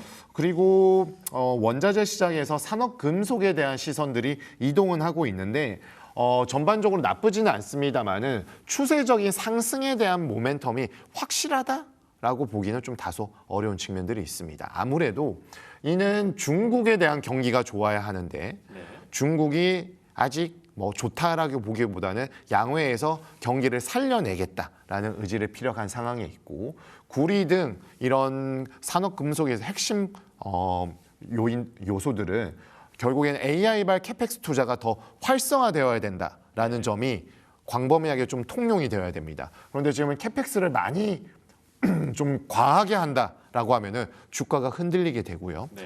지난주에 나왔었던 오라클 실적에서도 예정된 건 하겠지만 더 확장하진 않겠다. 그리고 전반적으로 하이퍼스케일러에 있어서는 지금 투자 규모에 대한 부분들은 좀 과할 정도로 하겠다라고는 하고 있지만 새로운 소식들이 전해지는 것은 아니고 인수, M&A에 관련된 부분으로 어느 정도 대응을 하고자 하고 있기 때문에 아직 산업금속까지는 좀 흘러가지 않는 양상이 나타나고 있습니다. 그리고 기금속, 금, 은에 대한 부분들은 워낙에 피크를 찍고 피크아웃 된 다음에 안전자산에 대한 수요가 이어진다면 좀 더 오를 수는 있겠는데요. 네. 사실 유동성이 그렇게 풍부한 상황으로 전개되는 통화정책 국면은 아니기 때문에 금 가격은 일정 부분 횡보 또는 우하향하고 있는 측면들이 최근에 나타나고 있습니다. 그렇다면 이게 이 유가나 원자재 가격의 어떤 상승 흐름들을 봤을 때 여러 가지 물가 상승 압력을 받고 있는 것인가? 저희가 이제 가까이 있는 그 러우 전쟁을 얘기할 수밖에 없는 것이 당시의 상황은 굉장히 유동성이 컸던 코로나 때문에 팬데믹 때문에 유동성이 컸던 장세였고 언젠가 좀 금리 인하를 해야 되는 거 아니냐라는 우려 속에 그 전쟁 이슈가 좀 불거졌고 인플레이션 우려로 급격하게 금리를 인상했던 국면이었잖아요. 그러니까 지금도 물가 인상의 어떤 우려, 인플레이션의 우려가 있습니다만 그때와 지금의 비슷한 점과 차이점은 어떻게 좀 구분을 할 수 있을까요? 네, 그 당시는 이제 전쟁 러시아가 했고 겨울철에 이제 가스에 대한 부분들이 상당히 부담이 되었었습니다. 네. 그리고 항구에 대한 집중 타격들이 있었기 때문에 유가는 그냥 이제 리스크가 좀 반영이 되었고 농산물에 대한 부분이 좀 부담으로 작용을 했었던 측면이 가장 컸습니다. 네. 그런데 이번에는 타격의 시점이 2월 말, 그러니까 이제 겨울이 끝나가는 국면이었기 때문에 지금도 보시다시피 천연가스에 대한 상방 압력이 존재는 하고는 있지만 1개월 기준으로 천연가스 지금 이 상승에 대한 압박이 유가만큼 원유 가격만큼은 크지 않다라는 점이 좀 차이점이다라고 네. 볼 수가 있겠습니다. 다만 이 호르무즈 해협의 봉쇄가 장기화되면서 지금 선박들이 이렇게 이동에 대한 부분들이 막혀 있다라는 측면들이 수급에 대한 미스매칭으로 이어지면서 선물 가격이 지금 오르고 있는 점은 부인할 수가 없는데 이러한 부분들에 대해서 해결을 하려는 모습들은 나오고 있죠. 다만 그 당시에 러시아 우크라이나 전쟁에 있어서는 각 서방에 있어서 우크라이나를 지원해주는 측면들은 있었지만 직접적으로 러시아와 대립하려는 모습들은 아니었습니다. 네. 그러한 점들이 과거하고는 지금 좀 다른 측면들이 있다라고 볼 수가 있겠습니다. 예, 이렇게 인플레이션의 우려가 완전히 뭐 해소가 된 건 아니기 때문에 그렇다면 트럼프 그리고 연준은 어떤 대응책을 내놓을 수 있을 것인가. 트럼프 입장에서 사실 전쟁을 바로 끝내버리는 게 네. 가장 좋은 방향이겠지만 쉽지 않은 출구 전략이 되고 있는 양상이어서 트럼프와 연준의 인플레이션 방어책이라고 한다면 어떻게 볼 수 있을까요? 네, 트럼프는 지금 그제였죠. 아일랜드 총리와의 대담에 있어서도 지금은 유가 때문에 휘발유 가격이 올라갔지만 네. 언제 끝날 것이고 확 떨어질 것이다 라고 희망적인 얘기를 했습니다. 네. 시장 참가자들 역시나 이에 어느 정도 향후 6개월 정도의 선물 가격에 반영은 하고는 있습니다. 지금의 레벨보다 약 20%에서 30% 정도 낮은 가격을 반영을 하고 있기 때문에 이에 대한 가능성은 보여주고 있는데 네. 사실 전쟁이 길어진다라면 이 가격 역시나 커브가 좀 올라올 수 있겠죠. 다만 그 가능성은 그렇게 높지 않다라고 보는 것은 중간 선거가 있고 그리고 미국 내에서 마가 진영에 있어서도 이 이란과의 전쟁을 찬성하는 입장이 많기는 하지만 네. 반대 입장들이 있어서 전반적인 지지도로 봤을 때는 지상군까지 투입할 가능성은 지지도에서 좀 반영하지 않을 것으로 판단하고 있습니다. 그렇기 때문에 트럼프는 어느 정도 발을 좀 빼고자 하고 있고 트럼프가 얘기한 것처럼 유가 등 에너지 가격의 하방 압력이 나타나는 것을 기본 시나리오로 삼고 있는데 네. 그 시점이 길어지면 길어질수록 실물 경제에 있어서는 반영을 할 수밖에 없겠고 그리고 관세에 대한 충격이 이제 유통업자와 생산자들이 소비자로 좀 전가를 시키고 있습니다. 사실 이 부분이 좀 불편한데요. 예. 그 지점이 1분기에서 2분기가 좀 나타날 수밖에 없는데 여기에 지금 전쟁, 유가의 공급층 요인의 인플레이션 요인이 같이 작용을 하고 있기 때문에 FOMC, 연준의 입장에 있어서는 상당히 좀 불편할 것이다.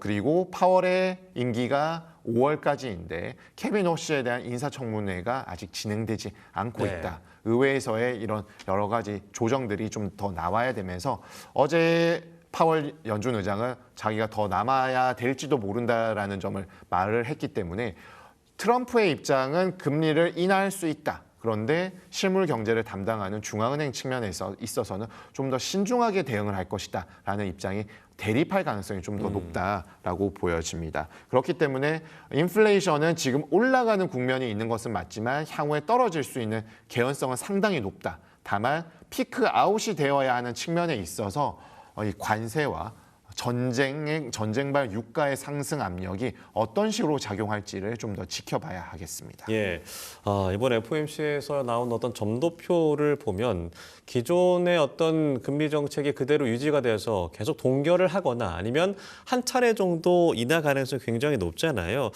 이번 올해 미국의 기준금리의 방향성에 대해서 우리가 어떻게 전망을 해볼 수 있을까요? 점도표에서 나온 바는 올해 금리 인하 1회 동일했습니다. 그런데 점으로 그린 도표잖아요. 예. 점의 분산이 좀 좁혀졌습니다. 즉 과거 12월에는 금리 동결 또는 인하가 좀 이렇게 고루고루 펴져 있어서 어떻게 하겠다는 건지라고 해석을 했어야 되는데 네. 지금을 보게 되면은 좀 대응을 신중하게 하겠구나라는 인식으로 바뀐 것으로 보여집니다. 네. 여전히 금리 인하 1회에 대한 부분들은 찍혀는 있지만 그 좁혀진 점의 분산 수준에 의해서 신중한 스탠스가 좀 더 강하다. 이를 표현하자면 매파적인 인내를 하겠다.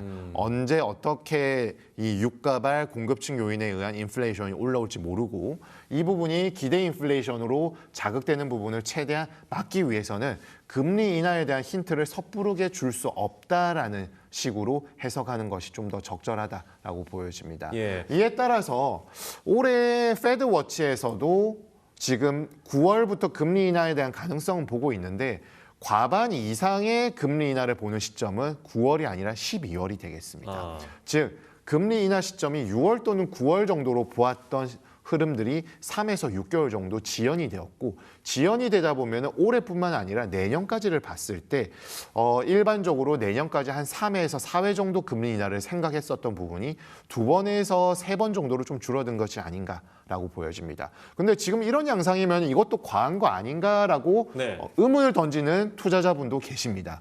근데 파월 연준 의장의 임기가 5월까지 이제 2개월 정도밖에 남지 않았습니다. 네. 케빈 워시는 트럼프의 입장을 그래도 파월보다는 좀 더 수용할 가능성이 높기 때문에 연준의 리더십이 어떤 식으로 전개될지를 감안한다라면은 크게 어떻게 이격이 있는 흐름은 아닐 것이라고 보여지고 전쟁이 끝나고 케빈 워시가 등장했을 때는 좀 더 과한 트럼프의 압박이 있을 때 네. 자산 시장의 가격에서 어떻게 반영을 할지 그리고 연준에 대한 입장을 채권 시장에서 어느 정도로 반영해 줄지를 가늠해야 되는데 아직 케빈 워시가 지명은 되었지만 아무 말도 하지 못한 상황에 있기 때문에 이를 본격적으로 반영하기에는 다소 좀 이른 시점에 있다. 전쟁과 케빈 워시의 등판을 동시에 확인해야 될 시점이 4월 정도가 되지 않을까라고 보여집니다. 예, 파월 체제에서 워시 체제로 바뀐다고 해서 크게 달라질 것인지 이 부분은 봐야 되겠군요. 이제 중간 선거를 앞두고